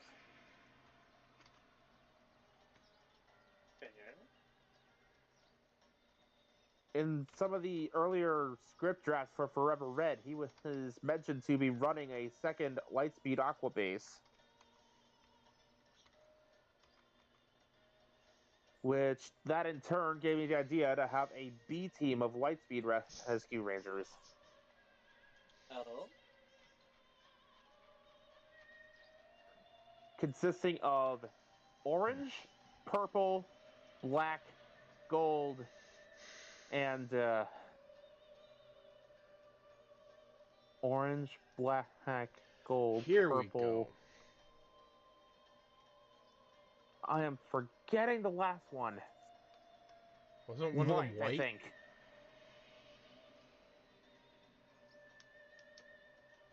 Alright. Yeah, white. Alright, so main exclusive Rangers. We have We've got the Ninja Rangers, which I honestly wouldn't even count these. These were like an in-between morph state at best. Yeah. The Titanium Ranger, the Spirit Rangers, Elephant, Bat, and Shark, Dino Fury Ghost Ranger, Cosmic Fury Zenith Ranger, Cosmic Fury Red, Blue, Green, Black, and Gold. And then Secondary Rangers, SPD Red Ranger Officer Tate, Historic / Alternate Rangers, the Wild West Team,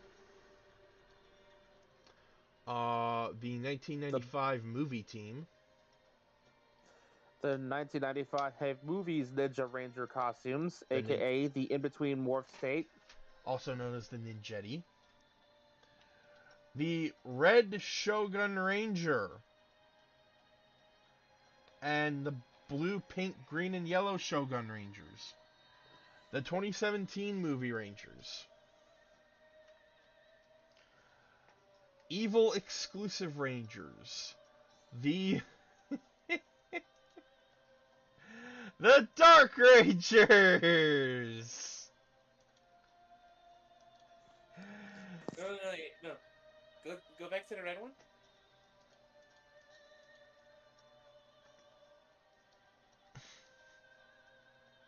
Mom said it was my turn on the Xbox. We have the Shadow Turbo Rangers, and we've got the A Squad Rangers. We have the Green Ranger from the 2017 movie, and we have cybervillain Roxy. This is from Beast Morphers. Yeah. Wait, why is Roxy there, not Blaze? Wait, stop it. Hey, yeah, you're right. Yeah, why is Blaze there? That's weird. Why is Roxy there? When she wasn't even an actual evil ranger. She was just a monster. Well, her suit was modified to make it look more like the Yellow Ranger. That is true, but still. I don't understand. Good. Toy exclusive Rangers. I'm confused as to why Blaze isn't here. Alright. Phantom Ranger, Dino Thunder. Mystic Light, Night Wolf. The fuck? And then the Mammoth, T-Rex, and Anti-Korag. Anti-Korag. The Mammoth, T-Rex, and Triceratop Rangers from RPM. I'm sorry, did they actually make a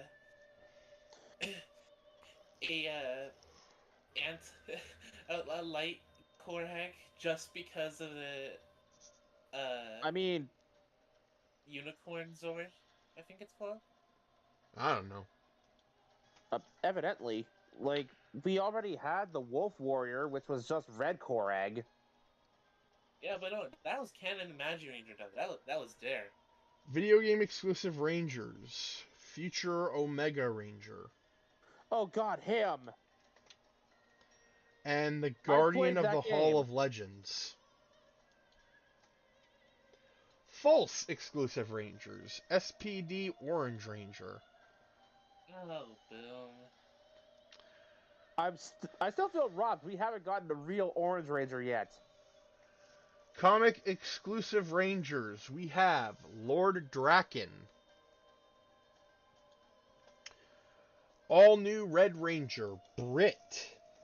This was from a Pink Ranger comic. All new Black Ranger, Zach Taylor,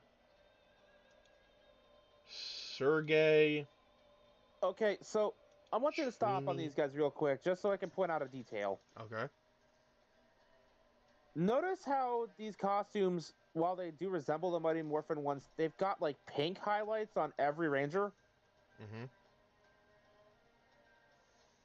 That's because these costumes and powers were derived from splitting the energies of the pink pterodactyl coin.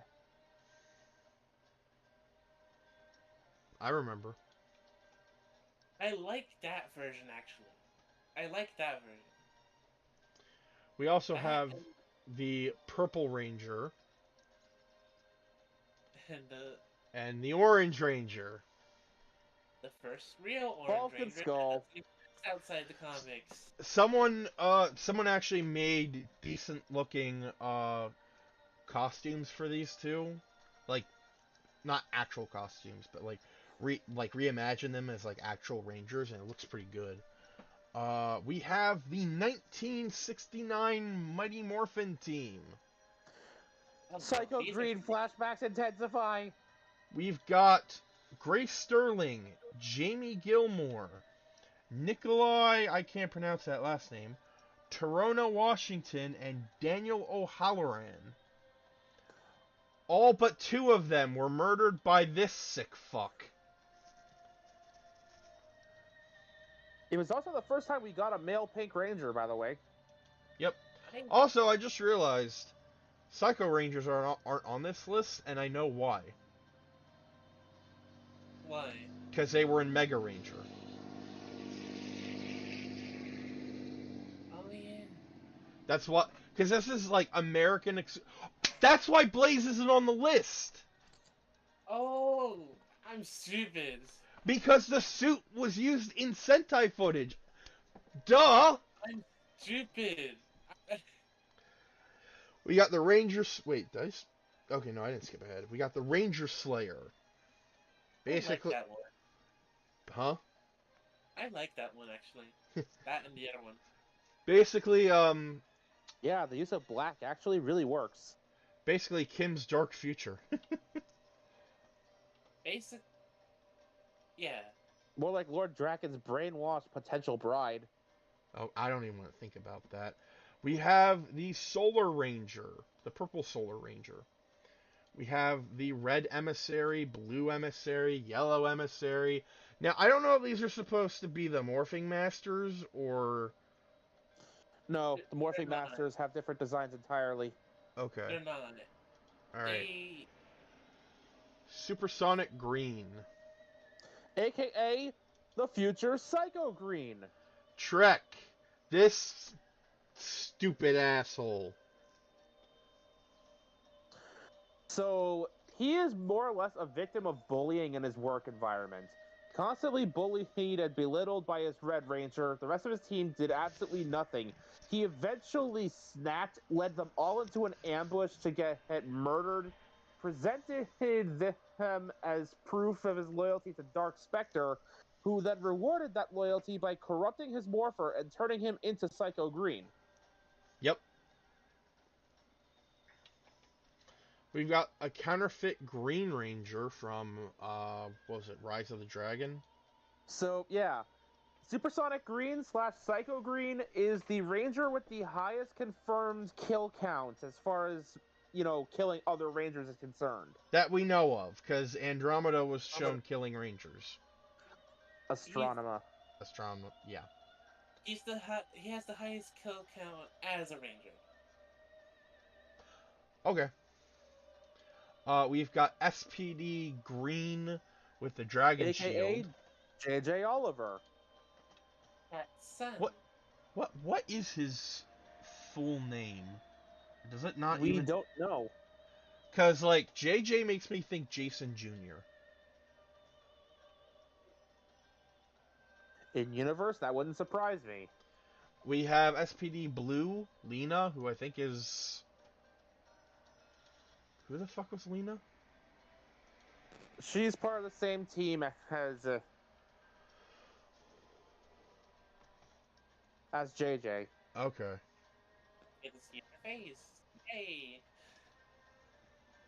And we have the SPD Decker Ranger. Sky Tate. We have the Green Ranger. Okay.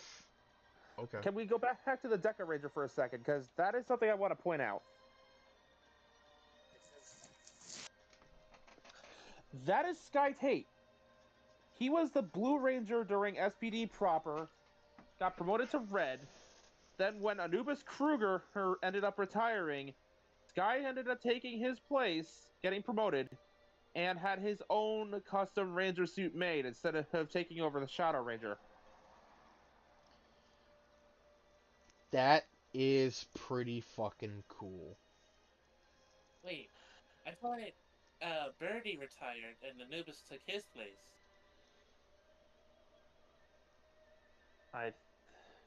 Maybe? It's been a while, and Bridges' explanation was rambly at best. As all of his explanations are. So they named him Deco Ranger specifically to reference the Sentai that SPD came from. Which I thought was cute. By the way. Alright, we have the Green Ranger before it was stabilized. We have the Green Ranger before it was cool. Because originally it didn't have the Dragon Shield. The Dragon Shield actually came from Rita's mother.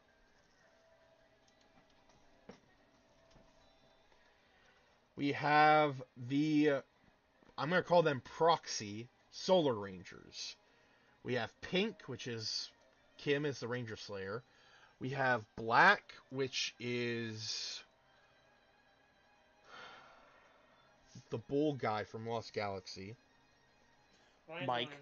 Yeah, Magna Mike. Defender. Yeah. Yellow, which I think it's Tanya, so I think it was Zeo. The Zeo, visor. yeah. The visor Zeo looks Ranger like 2. Blue, which was actually Heckle, using the powers of the Dark Ranger. Which we got robbed of him actually doing in the series proper. Yeah. The Red Solar Ranger, which is Andros. The Green I love Solar... how you can still see a little bit of their original costumes in these designs. Yeah. Cam. This is Cameron Watanabe. Cam Watanabe. That's the Samurai Ranger. And then we have... Specifically, the Ninja Storm Green Samurai Ranger. Yeah.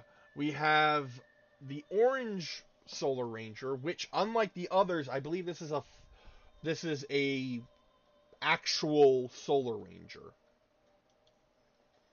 Because I believe at the end, the Violet Solar Ranger, her girlfriend became the orange one.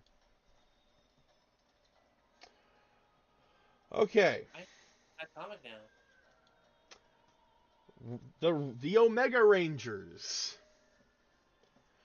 Again. Originally a space, a space team that would. They were kind of like SPD before SPD. They would patrol around certain parts of the galaxy and protect people. They were deactivated years ago and only reactivated after the Shattered Grid incident. Where because of the Shattered Grid, people were suddenly getting powers when they shouldn't have. Being exposed to the morphing grid energy. Because that's what happens when you screw with the grid. So what happened was that Jason, Trini, and Zach were recruited to be the new Omega Rangers. Omega Red, Black, why does that look so weird? Yellow, and the first Omega Blue Ranger. She was a alien named Haza, who was afflicted by the morph energy, but she was later recruited to be an Omega Ranger. However, when she learned about Lord Draken and Tommy Oliver and the very complicated history within that whole thing, she went rogue, and unfortunately the Omega Rangers had to stop her. Leading us into the second Omega Blue Ranger, Yale. Monkey. That's a cat. That is Tiger Boy.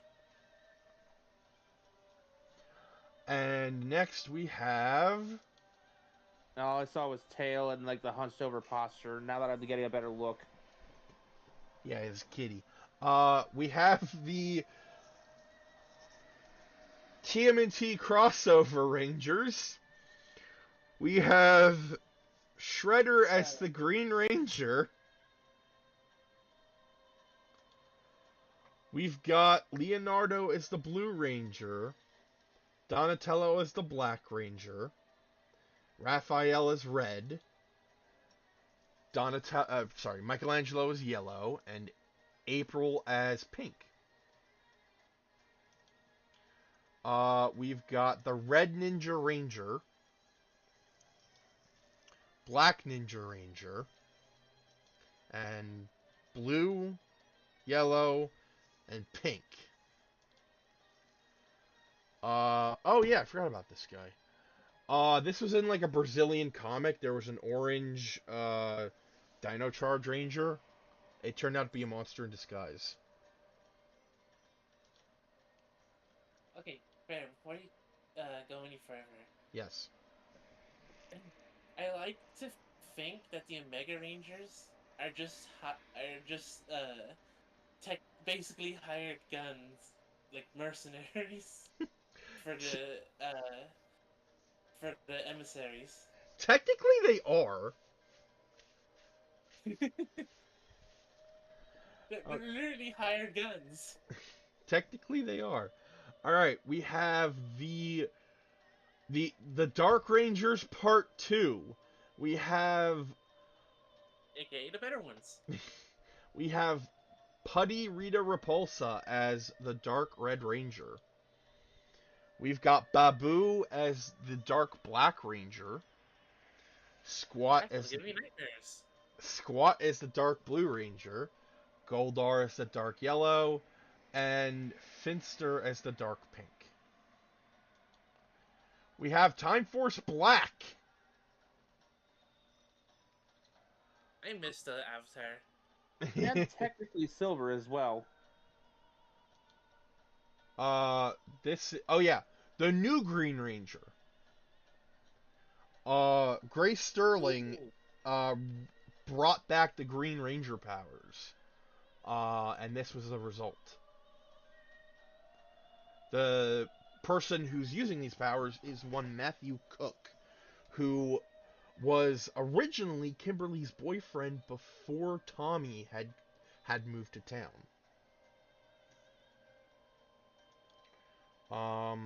We have the Unknown Ranger, which later turned out to be Jason. For a second, I thought that was the Avatar. And then we have the Shattered Rangers. Basically, using what's left of the power coins, they share the power amongst everyone, and they all get bits and pieces.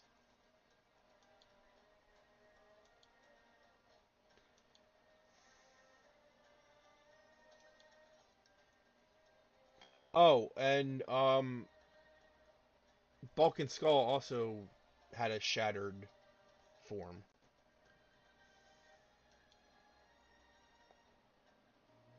Shattered Centuries. Oh yeah, let me tell you about the original 5th member of the Omega Rangers. Oh boy, the Death Ranger. Yep. He was... If this will load... Open up. Load, damn you. I take it he was a jerk. No, actually, he was an innocent baby boy. I am not joking. He was originally the Gold Omega Ranger. His name was Spark, and if memory serves, his species is different.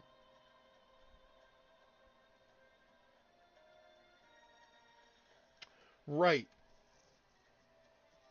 So, their species did not understand the concept of death or mourning because their deceased joined a collective consciousness they called the legacy.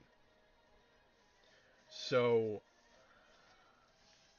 he became the Death Ranger when the original Omega Blue Ranger died. And he could not understand the concept of death. And he tried to bring her back. The result tainted both him and his powers, changing him from the Omega Gold Ranger to the Death Ranger.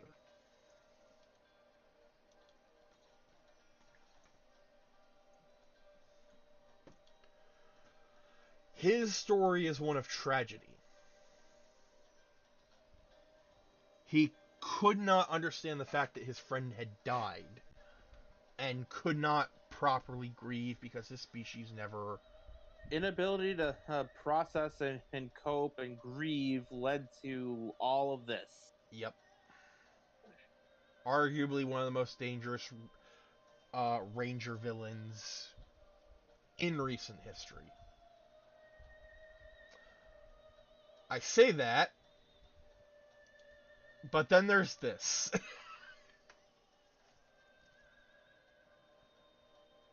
Nope. I believe this was when Rita Repulsa came back as Mistress Vile. Zed ended up gaining his own Ranger powers to try and fight her off. Ah, yes. A divorce for the ages. We've got... Who gets to keep their son? No one. Crimson Hawk Ranger Ryu, when they had that crossover with Street Fighter. Blue Phoenix Ranger Chun-Li. Her thighs are still thick, even in the Ranger suit. Ready to change?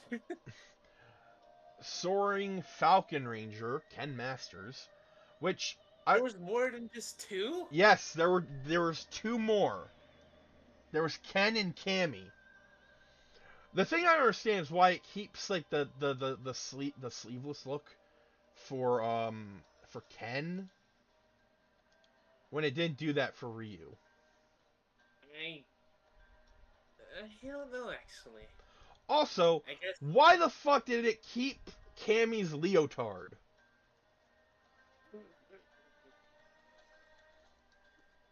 The Stinging Crane Ranger. The world may never know. We also have White Crane Ranger Daniel. Oh yeah, these things. And the Pink Mantis Ranger Samantha. Web series exclusive. We've got the Mighty Meower Rangers. Oh god, I've actually seen a couple of those shorts. Oh wait, are we going to see the Gummy Rangers anytime soon? I don't know. We've got the Hyperforce Rangers.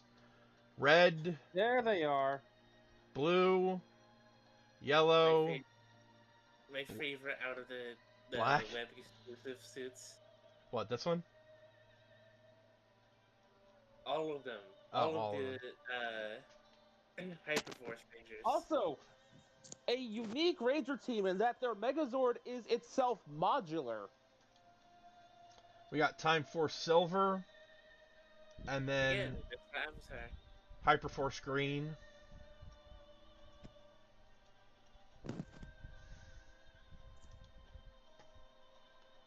So, Hyperforce Green is a Hydra. Nice. We have Lena Song as the Green Ranger, SPD Green Ranger. And then we have Kids Force, which I have no freaking clue what that is. I was going to say, oh yeah, it's one YouTube channel, but then I realized, oh wait, no, that's Ninja Kids. And there's also the Beast Morpher's Orange Ranger, which was a Make-A-Wish exclusive ranger. Oh. And then down here we just have like the teams.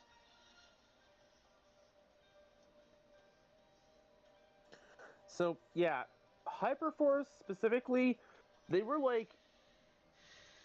created as an evolution of the Time Force powers. This is basically Time Force Mark II. You know, I forgot I was playing a video game. So I have been trying to keep track of every episode of Hyperforce and its game. Unfortunately, it ends on a cliffhanger and there is no extra season yet. I'm not sure there will be, because I remember hearing a lot of complaints about it. Even though, like, I thought it was pretty decent. I'm gonna be honest, Hyperforce is, Hyperforce... Hyperforce is the... One half of the reason I am interested in D&D. The other half being, web.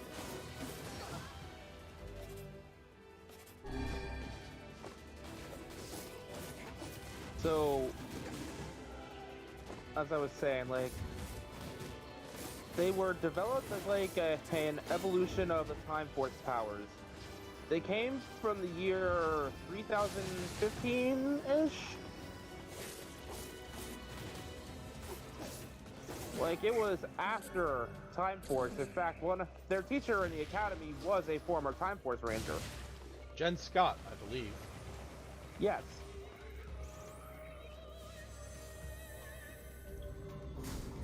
That was intense. Still, it was no match for... True We enough. also got it's a Hulk's actor playing a beat cop, so he did eventually get to be a ranger in a sense. A few thousand years in the future, but it still works. I'm convinced this is Bulk's descendant in some capacity. Yes! Thank you, I'm not the only one. I'm getting out of here. Oh, I'm afraid you came up with that brilliant... Ah! Kaine just murdered a man. Oh, no. Okay. I wouldn't if I were you. Shut up, you!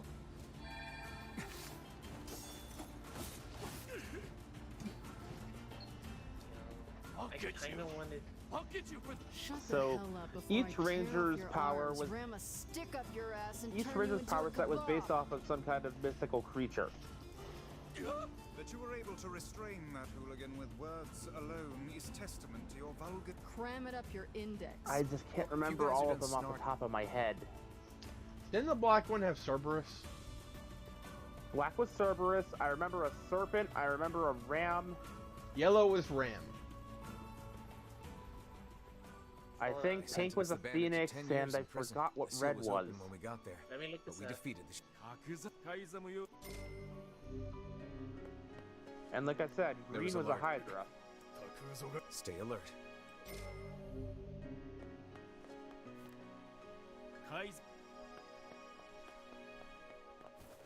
I also know, like, the people they got to play the game. I mean, you got Bulk's actor, of course. Love that guy. You had Andre the Black Nerd. I watch his stuff from time to time. He plays the Blue Ranger. I fucking love that he plays the Blue Ranger. You've got the actor for Ninja Steel Blue as the As Red our Ranger. Red Ranger, named Marv, after Captain Marvelous. And like the actor is the younger brother of Dino Charge Blues actor. I cannot remember their names at this moment, and it bugs me to no end. In fact, the brother plays plays as Marv's brother, who is Time Force Silver and later Time Force Green. What is it? Hyperforce Green. And what? Yeah, I saw. And as I mentioned before, their Megazord Is this apparently is another modular, as it has different modes Okay. depending on which Zord ends up being the core. What kind of one? Which, to a degree, makes sense. As an evolution of the Time Force powers, the Time Force Megazord already had a red mode and a blue mode. And trying to think, can't remember who the Pink Ranger was. I think she might have been also like, I think she would have been. I think she was like Andre, and that she was a Power Ranger fan. Are you talking? She's also the first Pink Ranger to get a Battleizer instead of a Red Ranger. Nice.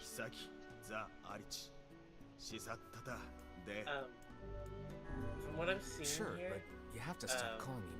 Hyperforce Red was Lion, similar to Lucky.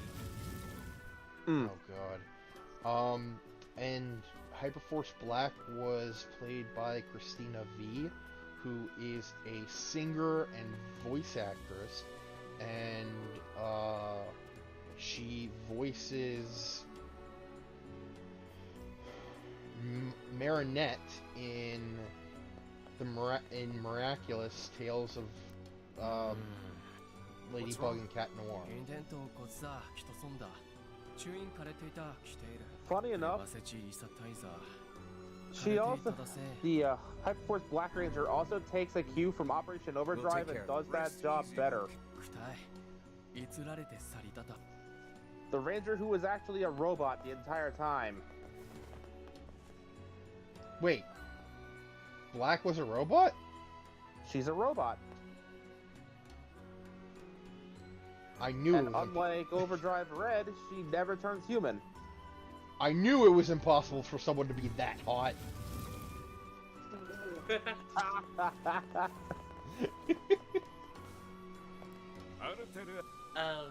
No joke though, I do think that Christina V is quite attractive.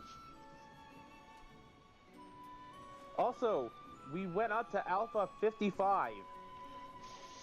Fuck! As of the year 3015-ish, they were up to 55 in terms of Alpha robots. That would mean...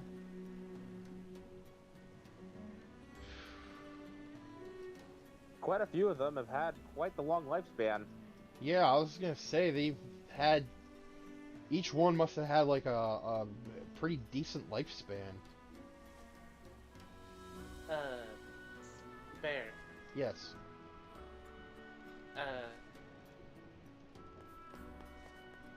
The Pink Ranger, Megan Camarena is a YouTube personality. Is the YouTube personality Strawberry17, and an actress who played in Everybody in Facade seemed Force. kind of depressed. and Little the Ranger surprised Slayer when they in were attacked Battle by for the Grid. wolves and their queen lies dead. Okay. They all So I really was loved right in that Vera, she's like didn't they? Andre, Yeah, they did. We should help them if where we can. she's a They've earned YouTuber, that and much. I'm guessing a fan of Power Rangers, considering, And also, her character is evidently a It's me. kleptomaniac because she Maybe they keeps want finding things to take. Still more hygienic than a bundle of paper every stuck in D&D the group, same every shitty D&D group has to have covered one. There is nothing more filthy than your underwear, hussy. And has a fascination of making different kinds I of don't wear the same burritos. one all the time. I have a different set for every day of the week. As long as none of them are a bard, I'm good. So you can bet your ass I'm cleaner than you. My word.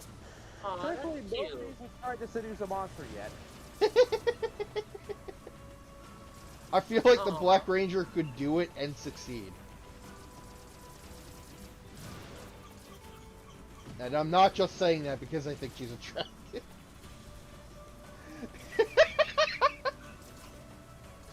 Aw, that's actually cute.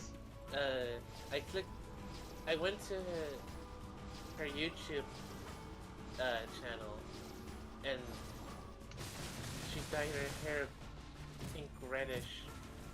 I can't tell if it's because of her YouTube channel or the fact that she was a Pink Ranger at one point. She technically is an active Pink Ranger.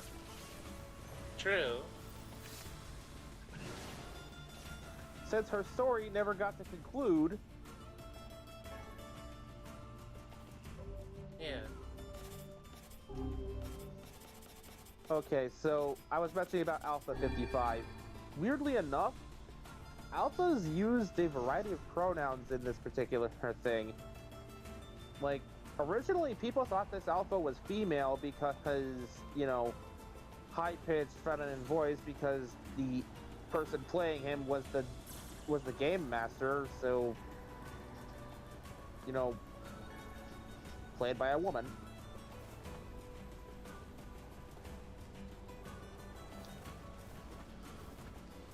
Okay. But I'm sitting here going, wasn't this basically the same thing that happened during In Space?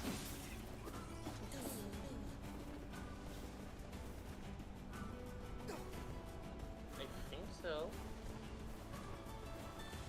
You know, still technically a male character played by a woman happens all the time with like voice acting. Especially in anime.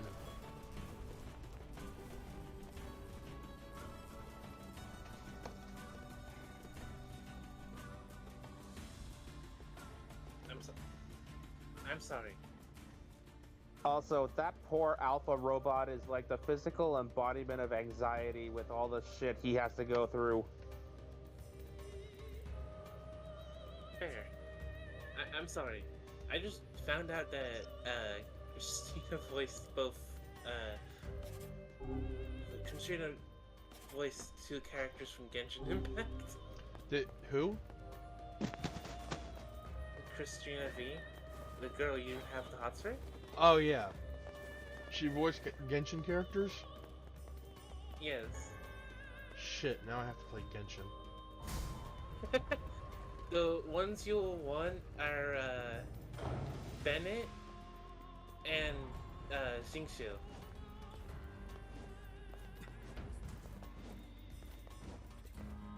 Xingqiu? Xin. Isn't that the... That's not the zombie one, is it? No, that's Chi-Chi. Xingqiu is the bookworm boy. Ah.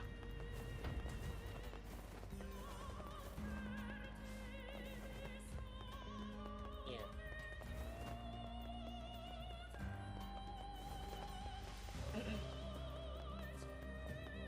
Bennett is the unlucky captain of the adventure team. And Xingqiu is the bookworm boyfriend of Chongyun.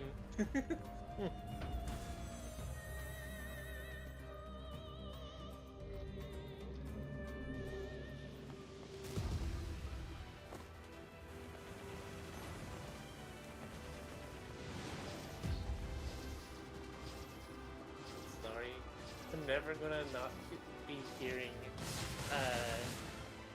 either one of those two characters say it's morphing time now.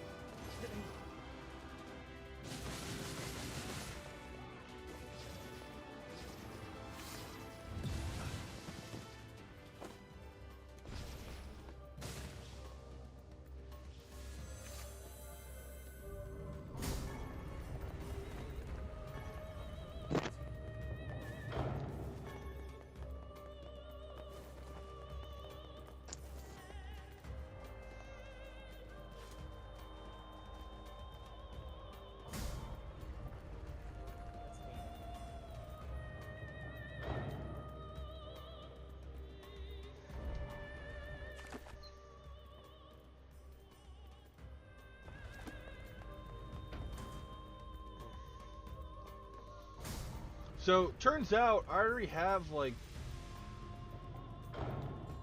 This is the only other reward weapon that I need to get. the one I'm going for right now. Because I already have... where is it? Labyrinth Shout, Labyrinth's Whisper. I'll be back. Alright. This is the last one that I need to get. This is the last quest reward weapon that I need to get.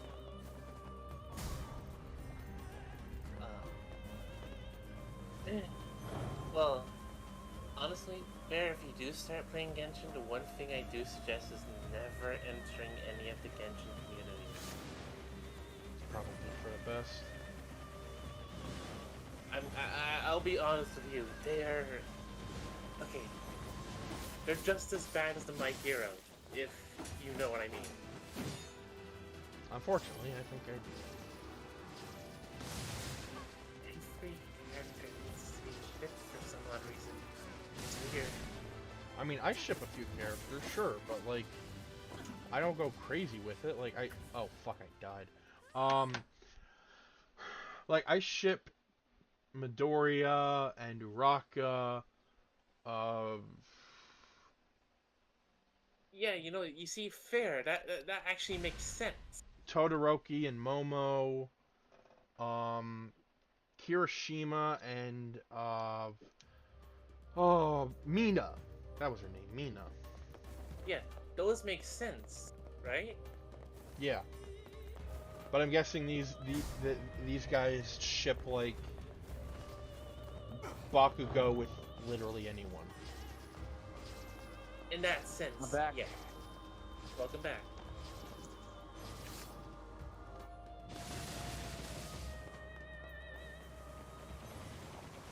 And,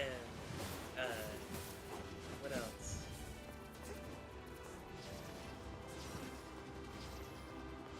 Also, another thing you must know, if you don't know this already, the female traveler is stronger than the male one. So if you want to be stronger, I suggest going with the girl. I feel like that's sexist. Oh, why? I don't know. I just said that.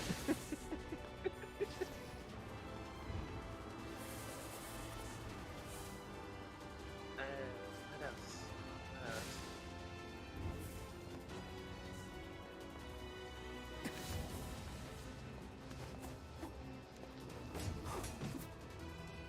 Damn.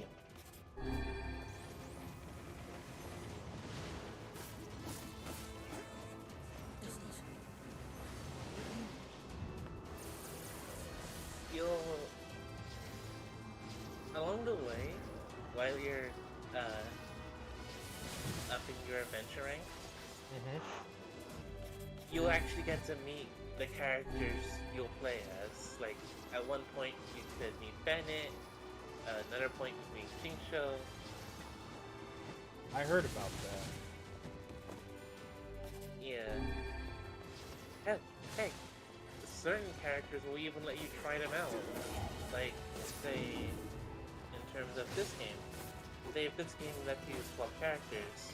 Christina V plays French Fry in the chicken nugget animation. I knew I heard her somewhere. See, I know her more from Miraculous Ladybug. That's the first time I ever actually heard her in a voice acting role. And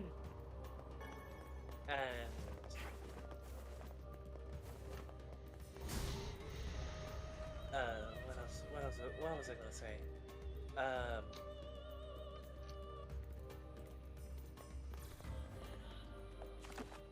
You'll most likely meet a lot of characters you will despise. I'm just gonna say that now. Probably. Like, they're Damn it! It's a strong one. We better take our time. No wonder There's- the mask. I still can't say his name was straight face. People couldn't take this guy out. Save such chatter for a later time. Just We gonna must type stay it. calm and approach this slowly. Calm my ass.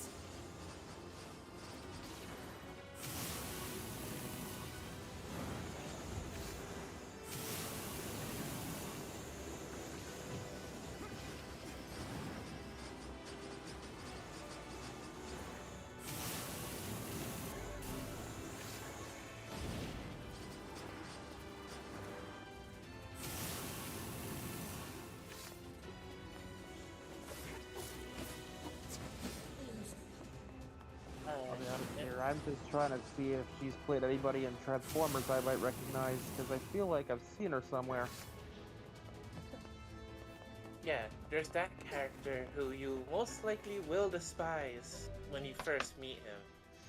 But as the story progresses, Scaramouche!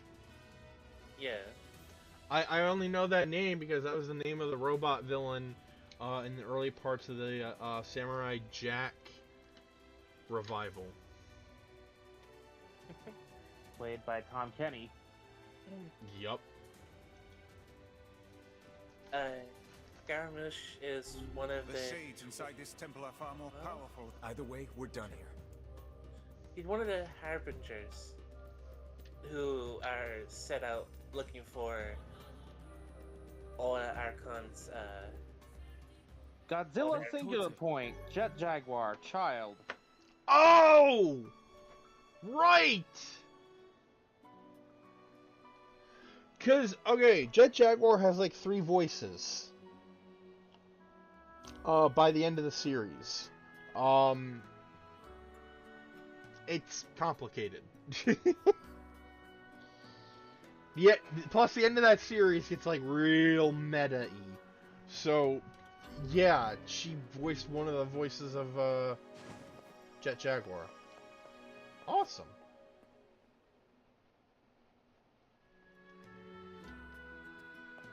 DuckTales reboot, credited as Kids and Young Donald Duck.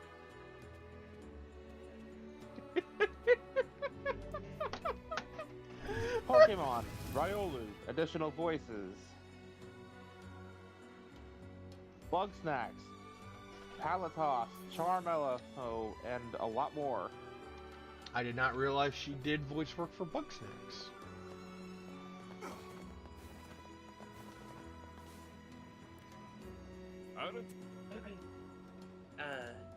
One of the set out looking for every single Archon's gnosis. Basically, their power source. Final Fantasy VII Remake, credited as additional voices. I think I have heard her in FF7 Remake as various other characters. She appeared in the Unikitty cartoon, as short-lived as that was. I forgot that was a thing.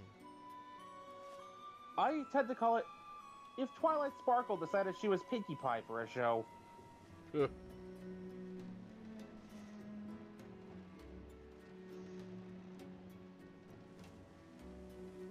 Because, like, the title character, Unikitty, is played by Tara Strong in that show. Right.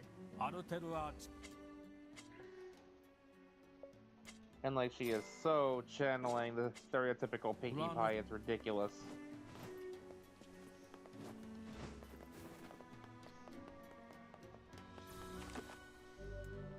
Pokemon Masters, the video game. She plays Bugsy, Phoebe, and Marnie. I'm gonna pretend I remember who those are. Bugsy was the Generation 2 Bug-type gym leader, likely the second one you fight. I thought Bugsy was a dude. He is. Oh, right. Anime. Phoebe was the Ghost-type member of the Hoenn Elite Four. Okay, I vaguely remember that. And Marnie is one of the rival characters in Pokemon Sword and Shield.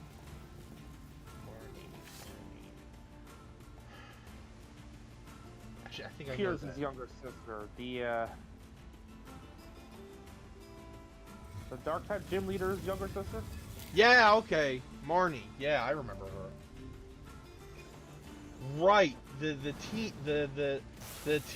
in that game was Team Yell, and their entire purpose was literally just to cheer Marnie on. Ultraman, additional voices. Doesn't surprise me. The Promised Neverland has at least 2 roles there. My sister would know that more because she actually sat through most of that with me while I was on Toonami. I remember reading the manga. It went to a few weird places, but I thought it was still okay. And then apparently everyone was shit talking the ending. I don't know. Nor do I truly care. They did so because the ending was a clip show. Fallout 76 is Thela Magia? Wastelanders DLC. I got no clue. I have not played that game in a hot minute. From a DLC I don't think I've played either, so meh. Loop on the third part 5. Character there. Some of the yokai from Yokai Watch. Not that surprising. Irma from Violet Evergarden. I've heard people talk about that show all the time, and I've never watched it. Digimon Adventure Tri, Meiko Mochizuki. Wait, what? I knew I recognized that voice! Yo!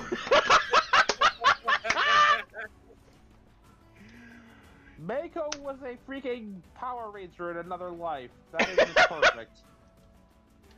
Yo! No, I have to make this joke now.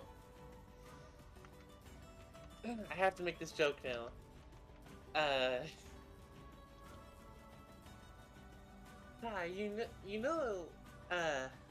After I stopped talking to you for a bit, aka when she never appeared in the Keys in the movie, only when she got captured, and I actually went to America and I found this great thing called Power Ranger. Oh my god. The thing is, it's not even great and new because in a earlier English dub of Digimon, Hari mentions going to a friend's birthday party and getting said friend a pink Power Ranger. I never said new, I said great thing. This one I heard the word new, but I'll just take your word for it. Oh! She was in Puella Madoka Magica. Okay, God. Godzilla, Planet of the Monsters, Yuko Tani. As Homura, the one with the time powers, and what looks like a 9mm. The fuck? Alright. Resident Evil Vendetta as Maria Gomez. I should know Friday that. the 13th, the game as Deborah Kim. She voiced Rei Hino, Sailor Mars, in the Viz dub of Sailor Moon. God damn it, that means both Mako and Mekumon were Sailor Scouts in another life. And also Mekumon was Sakura. Okay. Sakura Haruno from the Naruto series. He's English dub, same actress. Oh good God, she was useless in her life. People argue she's useless in Try, so yeah. At least she was useful at some point in Try. Yeah. Against her will, but yeah. Oh! She was in, Cyborg 009 versus Devilman. Who? She voiced Miki. Remind me who that is? Devilman's love interest who gets her head stuck on a pike at the end of Devilman. Steven Universe, J10 and Zooman Walla. Or Zooman. Okay. Oh, right! Okay. I think I know who you're talking about. She voiced the Mosquito Girl in One Punch Man. You mean Shantae, Half Genie Hero. Shantae, Risky Boots, and others. Yep. Oh, she also she again voiced Miki in Devilman Crybaby. That... What? Mobile Suit Gundam, Iron Blooded Orphans, Lofter Franklin. Yeah, I don't know who that is. I do. and I am so sad now. Is it someone who died? She died close to the end of the show. She got gunned down in a freaking toy shop while looking at teddy bears as a gift for one of the members of Tekadon. Oh, wait, did she have pigtails? Yes. No!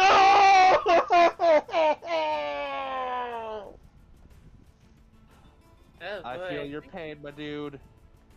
Oh boy, here we go. That's when I stopped watching Iron-Blooded Orphans, when she got gunned down. I was like, no! That's okay. IBO was basically a kill 'em all series. Basically. And it gave us the forever proof that a Strike Freedom could definitely take down a Barbatos because of the Dance Slave incident. The active Gundams Tekadon still had were her fighting off Gjallarhorn forces to buy time for the others to escape, and they were only brought down when an orbital bombardment of what is effectively railguns with rounds made of the same stuff the Gundams themselves were made out of. Like, that basically proved it. Barbatos is weak to railguns. Every version of the Freedom has them standard. They're literally mounted on the machine. They are a part of each Gundam. So, it says here she also voiced Darkness from Konosuba. Oh, Danganronpa 3, additional voices. Mob Psycho 100, Ishiguro. Danganronpa 3 is on here twice. Monica Toa. She was in Pokemon Evolutions as Green. A bunch of Pokemon stuff, actually. Wait, she was in Gunbuster? Wait, Whoa. this is 2000. This is 2022. Did they redub Gunbuster? Sometimes that happens.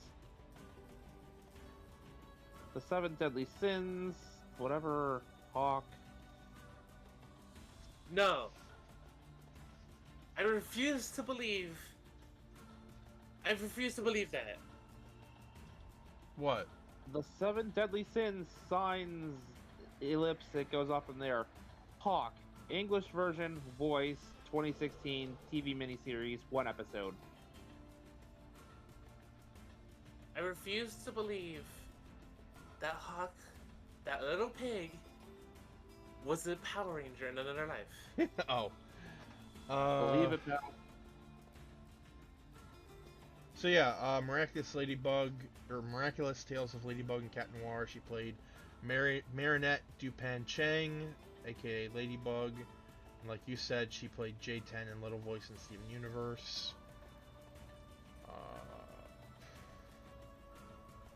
She played Robin Hill in Ruby. Konosuba OVA, God's Blessing, Darkness. She voiced Veronica Mayday in Hell of a Boss.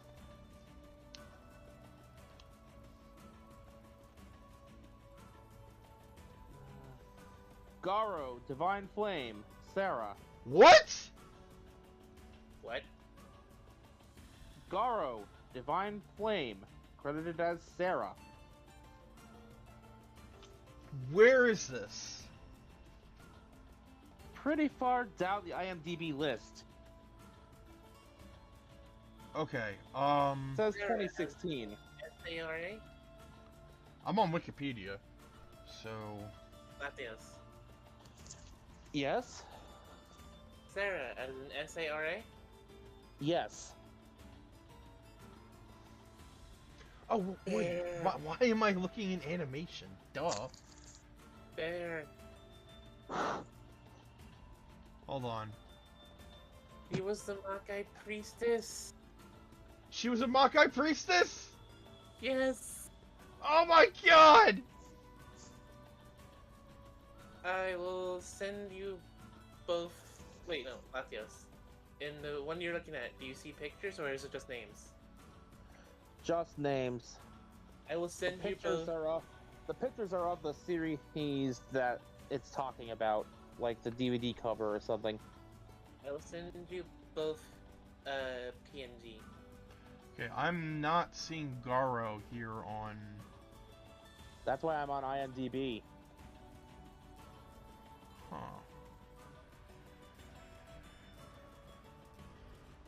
Let's see here. This is who she is. ReZero starting life in Yo, another she was whatever, okay. Elsa. That's I remember her. Detective Conan, The Darkest, whatever, Rad Mori. Oh, she voiced Rachel. Digimon World Next Order, Himari Ofuchi. Wait. Yeah. Now that I'm hearing it, yes.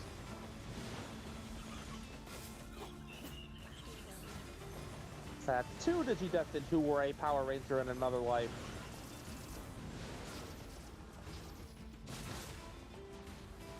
And the same Ranger, no less. Like I love doing this sometimes, where you look up like a voice actor and find out they were in a bunch of Fighter other 5. shit. What? Street Fighter 5, Enero and Ibuki. Ibuki, I think, was a ninja. Hold it. The Detective Pikachu video game, Nina O'Hara.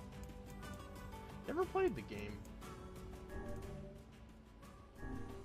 Interesting. Cyborg 009 versus Devilman. There we are. Yeah, she voiced Miki. She also voiced Miki in Devilman Crybaby, which, honestly, like that, like, I don't know how to feel about that. Yeah, Mosquito Girl. I really don't know how to feel about that because, like, Miki is such a good character, but she is fated to die in every single instance of existence. And I wish I was joking. Knowing she shares an English voice with a Hey Digidestined whose partner is fated to die or fated to nothingness in every instance, somehow that feels almost fitting. I mean, like, whenever Miki is, like, whenever Devilman is, like, involved, in most cases, Miki ends up dead.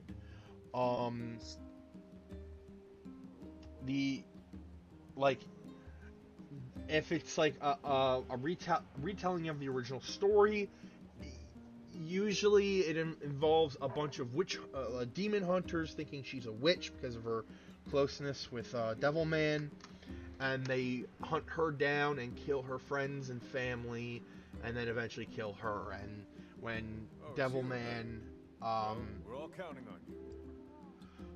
when he comes back to Miki's house, he sees the demon hunters parading around her burning house with her head on a pike.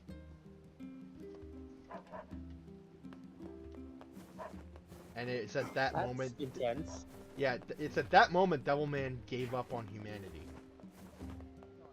Welcome.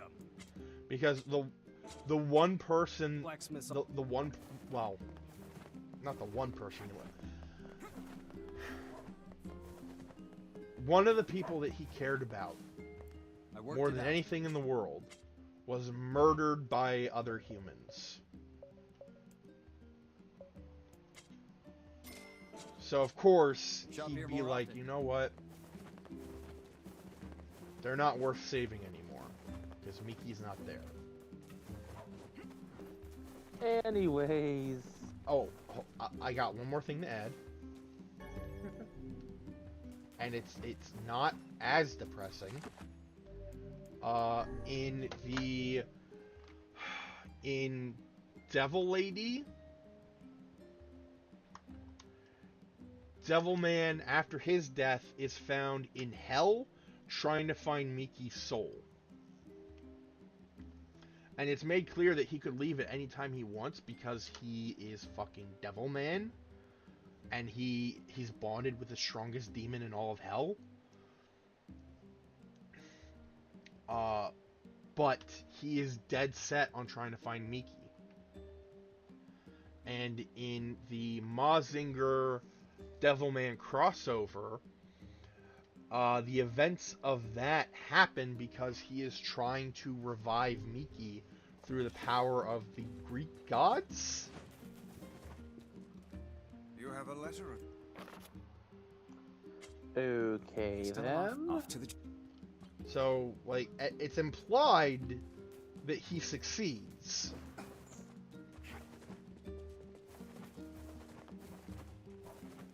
So, possible happy ending? Hope so. Star Wars: The Old Republic, Z00M or Zoom. I swear, I thought you were gonna say,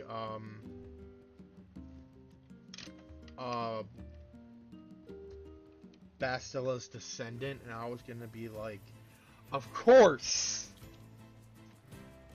Of course, one of the hottest Star Wars characters would be.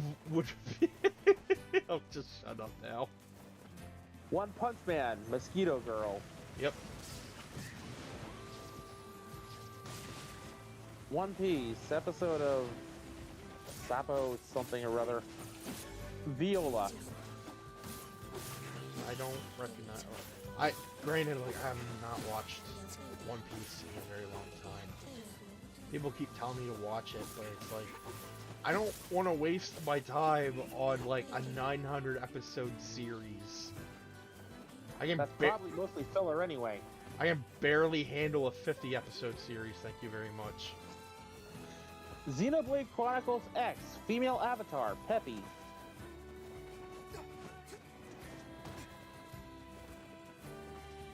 Speaking of, I need to get caught back up with King Oger, and I'll catch back up with Ultraman, with Commander Geets when Aldnoah Zero, Rayet Arash? Right. I forgot Aldnoah Zero was a thing. Just forget you ever read that title. Probably eventually. It's basically another Kill 'Em All. Final Fantasy Type 0 HD, Sinka. Never played that one.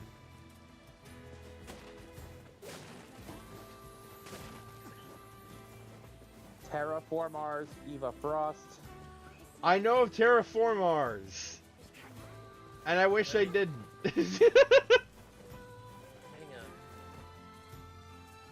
Shantae and the Pirate's Curse, Shantae, Risky Boots, Danganronpa, another episode, Monica Toa, Hiatus, I mean Hunter, Killua Zoldyck,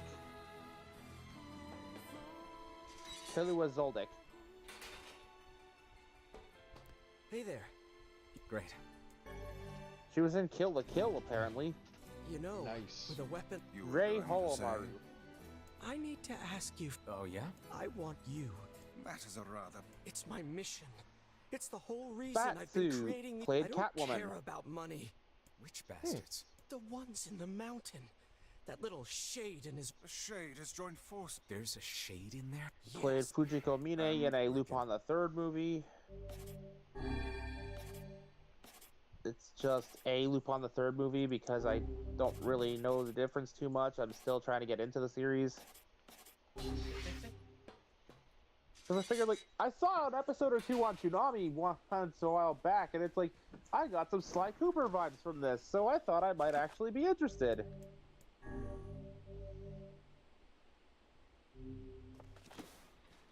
I remember watching the Studio Ghibli movie that they did. That was really good. Knights of Sidonia. Honoka series. That's another Kill 'Em All. Well, okay, not Kill Them All, but it's another depressing series. Smite. Amaterasu, Discordia, and more. Like, the main character has a love interest who So you're going to dies, fetch like, parts to fix a a lighthouse? quarter of the way Yeah. in, and then There is was this brought old back lady to that life helped me as, once. like, an I'm alien fixing the life lighthouse form where she used to live. that is Exactly who did also the helping is size of a matter mecha. debate, but regardless. Tiger and Bunny, The Rising. Tasha Yo. Graham. Say that again? Tiger and Bunny, The Rising. Tasha Graham. I don't remember Tasha Graham, but I do remember Tiger and Bunny, and that shit's awesome. Beat 'em on Crossfire. Rory Takakura and Ruri.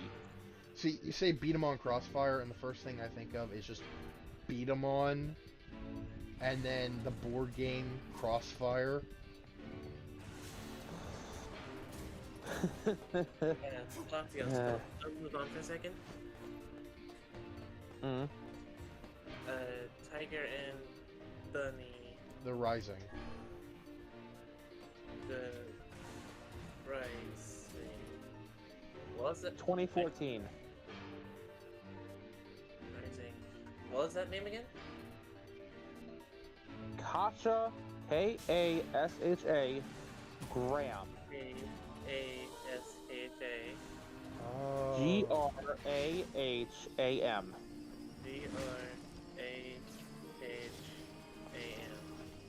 I thought it was Tasha. My bad. Yeah, that might have been my mic or something. Here.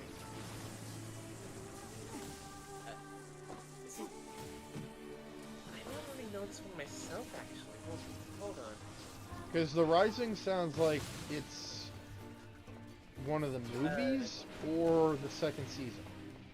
This one there. It just says 2014. 2014. So then, probably one of the movies. Yeah, I don't recognize her. She must have been from the movies. Sword Art Online Extra Edition. Alicia Rue. Literally who? And Exactly. like I no one show me who this person is because I do not care. Hiatus again. I mean Hunter x Hunter. The Last Mission. English voice of Killua Zoldyck.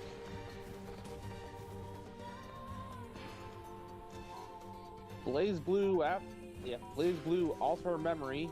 Well Vermilion. New 13, etc.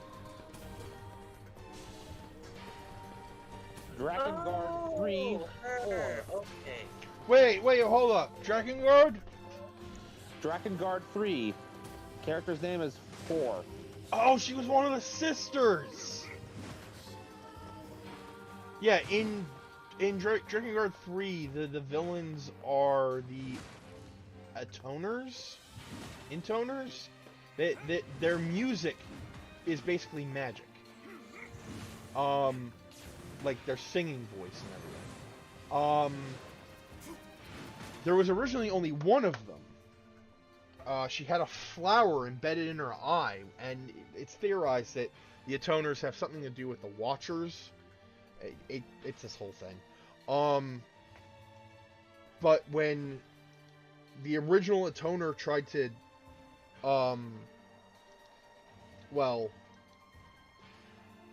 remove the flower, it created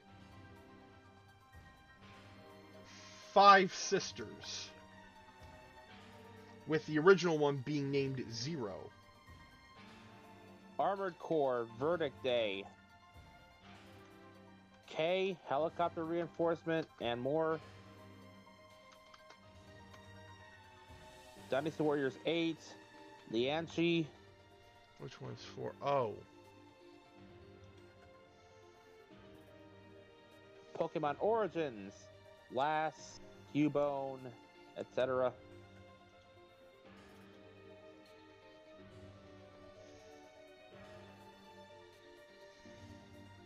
Earth Defense Force 2025, additional voices.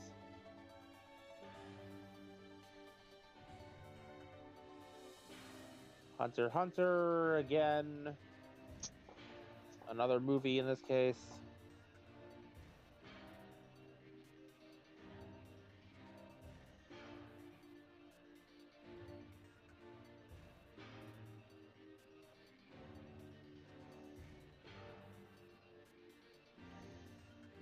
Lagrange, the Flower of Ridney. Never heard of it. Fate Zero, Sakura Mato. Oh. Oh, no, no, no, no, no. I'm gonna take that as a bad sign and choose to move on before I hear anything more or potentially disturbing. Yeah, that's good. That's for the best. Marvel Pinball, Ms. Marvel.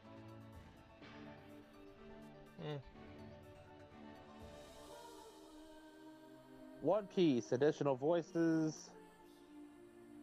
Skullgirls, lots of characters. Bleach, Oh? Viruka Tokugamine. Hold on. Oh dear. V-E... Riruka. Spell that again? Riruka. R-U-K-A. Doku, D-O-K-U-G-A-M-I-N-E.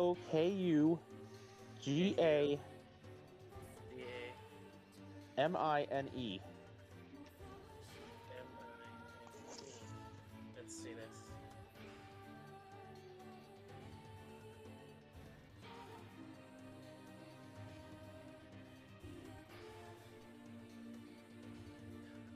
Oh. Oh. From the, okay, what was that called again? The one right after Ichigo loses his powers? It says 2011 to 2012, 24 episodes. Yeah. The, Saint Seiya, The Lost Canvas. Pandora.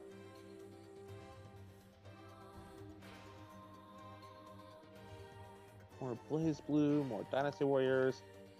K-On! The Movie. Mio Akiyama. Shin Megami Tensei, Hey, Devil Survivor, Market Lady, Tired Woman, additional voices. Tekken, Blood Vengeance. Avisa Boskonovich.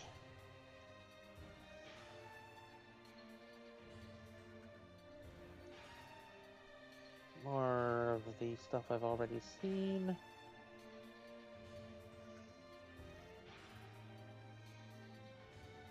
Hyperdimension Neptunia. Video game, 2010. Compa. Okie doke.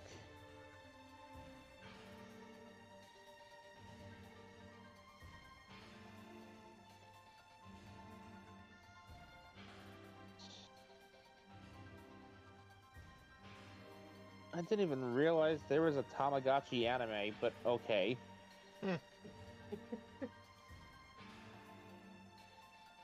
Memechi.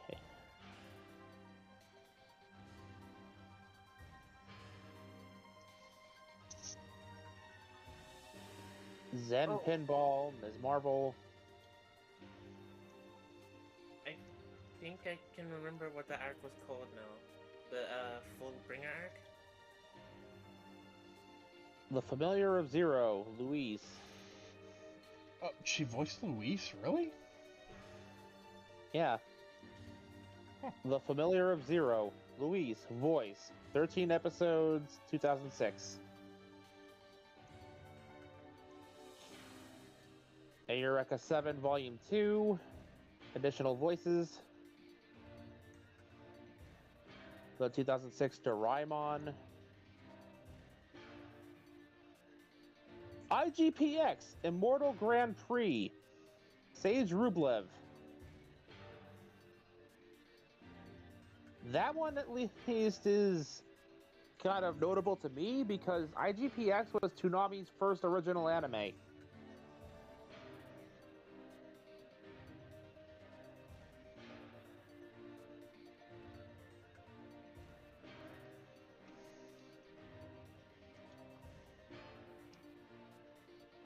More stuff I don't care about and have never seen. Sakura Wars, So Long My Love, Anri Yoshino.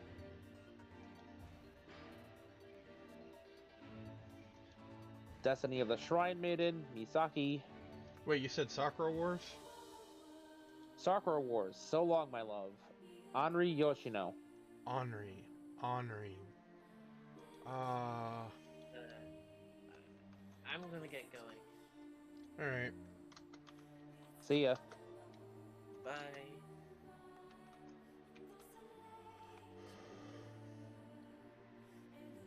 Wait, that's who she voiced? She's not even a main character. Destiny of the Shrine Maiden, Misaki.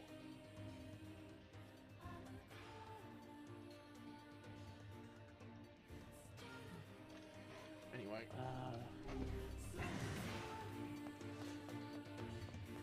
So far, no Transformers stuff, so I guess I was remembering wrong. There's one I heard her somewhere. I was probably thinking of Gundam.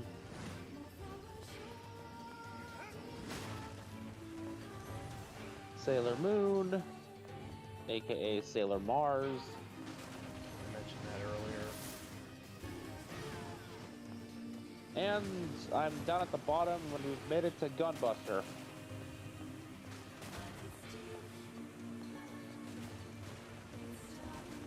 So, yeah. She has had quite the career.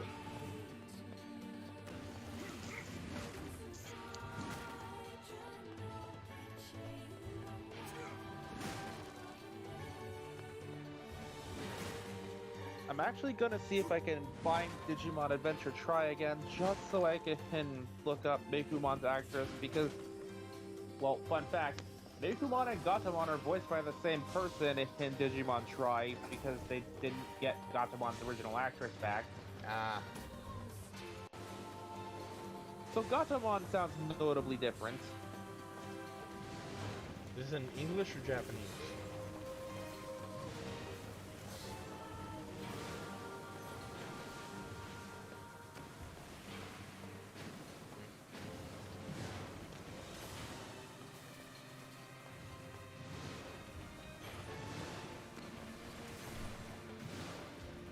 Shouldn't be too hard to find Digimon Try again, going back down from the beginning.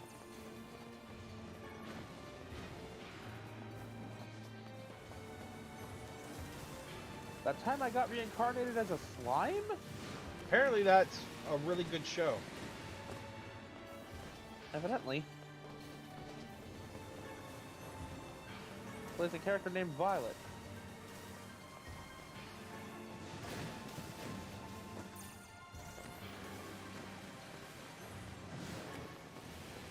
Chocobo Code GP, Racing Hero X.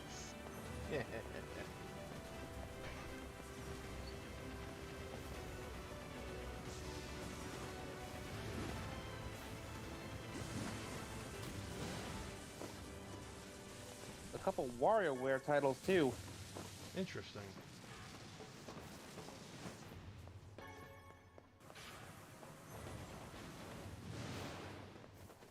My Hero Academia, World Heroes, whatever. The Taco Bell Nacho Fries Fry Force commercial? Really?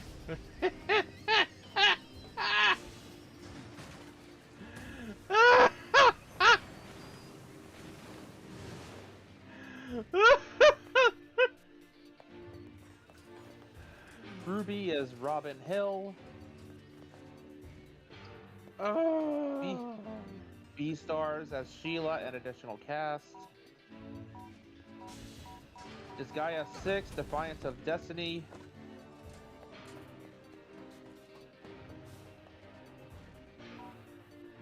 Where are you? Cyberpunk 2077. Really? It just says voice. It doesn't say who. Interesting. Hyrule Warriors, Age of Calamity has Hetsu and Tulane. And apparently the main Pokemon series has Riolu and additional voices.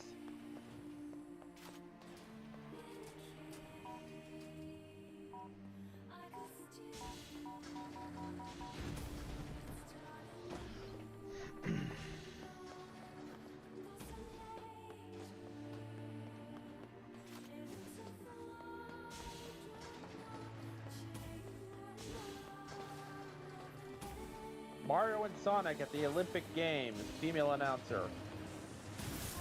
Interesting.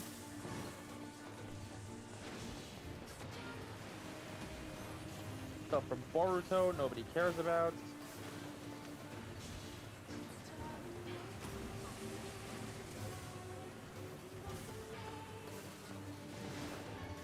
Chocobo's Mystery Dungeon, Mog. Ah. Kingdom Hearts 3, additional voices.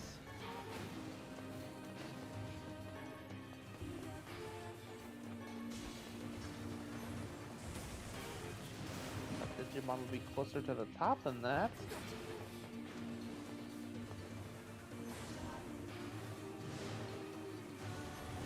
There you are.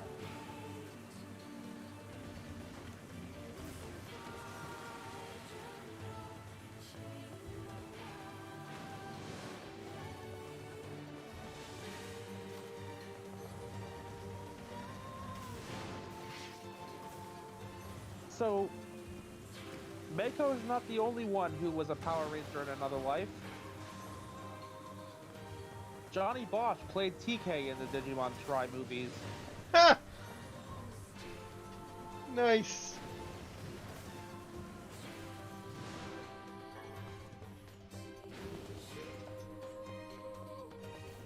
I'm serious. Johnny Young Bosch, listed here as TK Takaichi. That's awesome.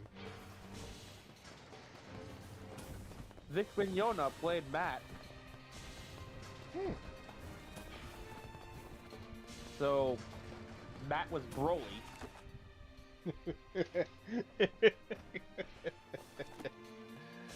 Oh, Broly.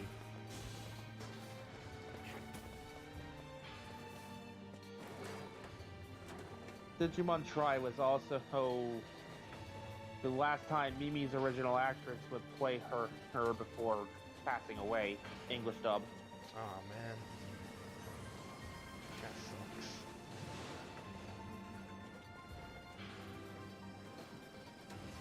Catherine Davis. Kate Higgins is the person who voiced Gatomon and Mekumon.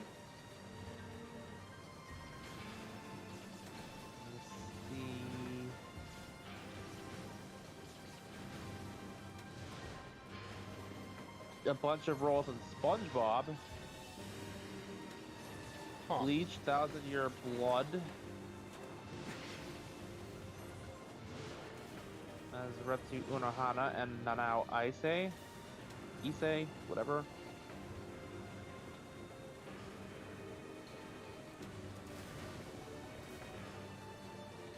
Mario Strikers Battle League as Pauline. Diablo Immortal, voice, no specific credit. Sonic Colors Ultimate as Miles Tails Prower. In fact, a lot of Sonic stuff as Tails. Sam in Psychonauts 2. Oh, I can't remember which one that was. Sam, announcer, Nurse Dai.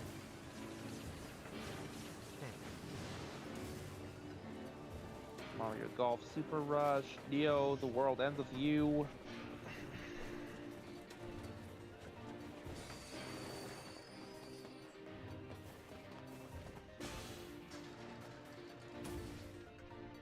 Waiting for the rest to start loading. There we go. Sailor Moon Eternal, Super Sailor Mercury.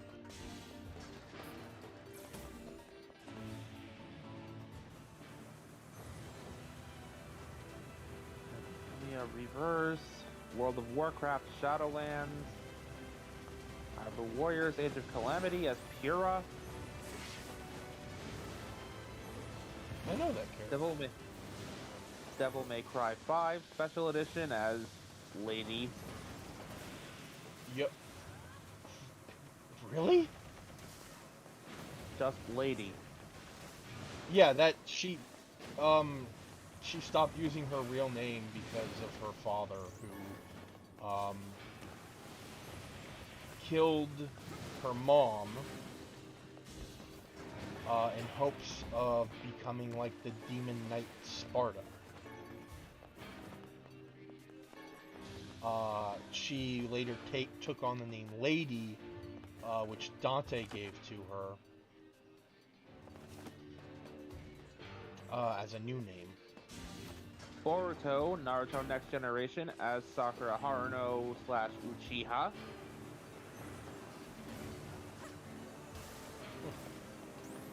Deadly Premonition 2.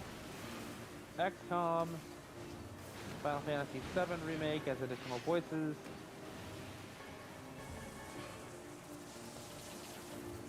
Digimon Adventure, Last Evolution Kizuna as Mimi, Gatomon, Androwomon apparently.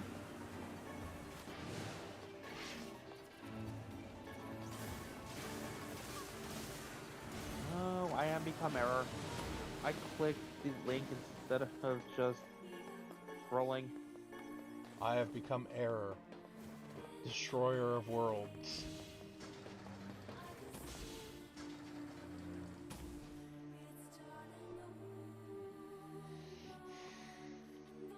Oh well, I'll get back there eventually.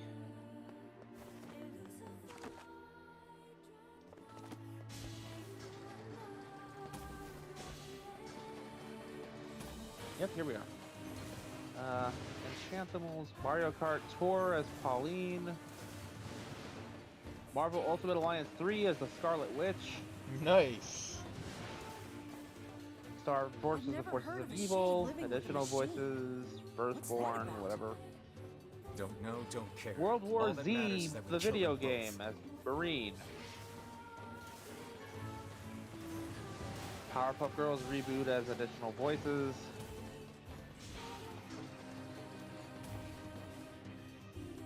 Devil May Cry 5, Lady. Dante Returns, Lady. I never realized she voiced Lady. Dead or Alive 6, Tina Armstrong. And Momiji. Code Geass, the Lucha of a Rebellion as Seems we have found Fifi. the entry. Right. Are you mad? Oh. It's going along.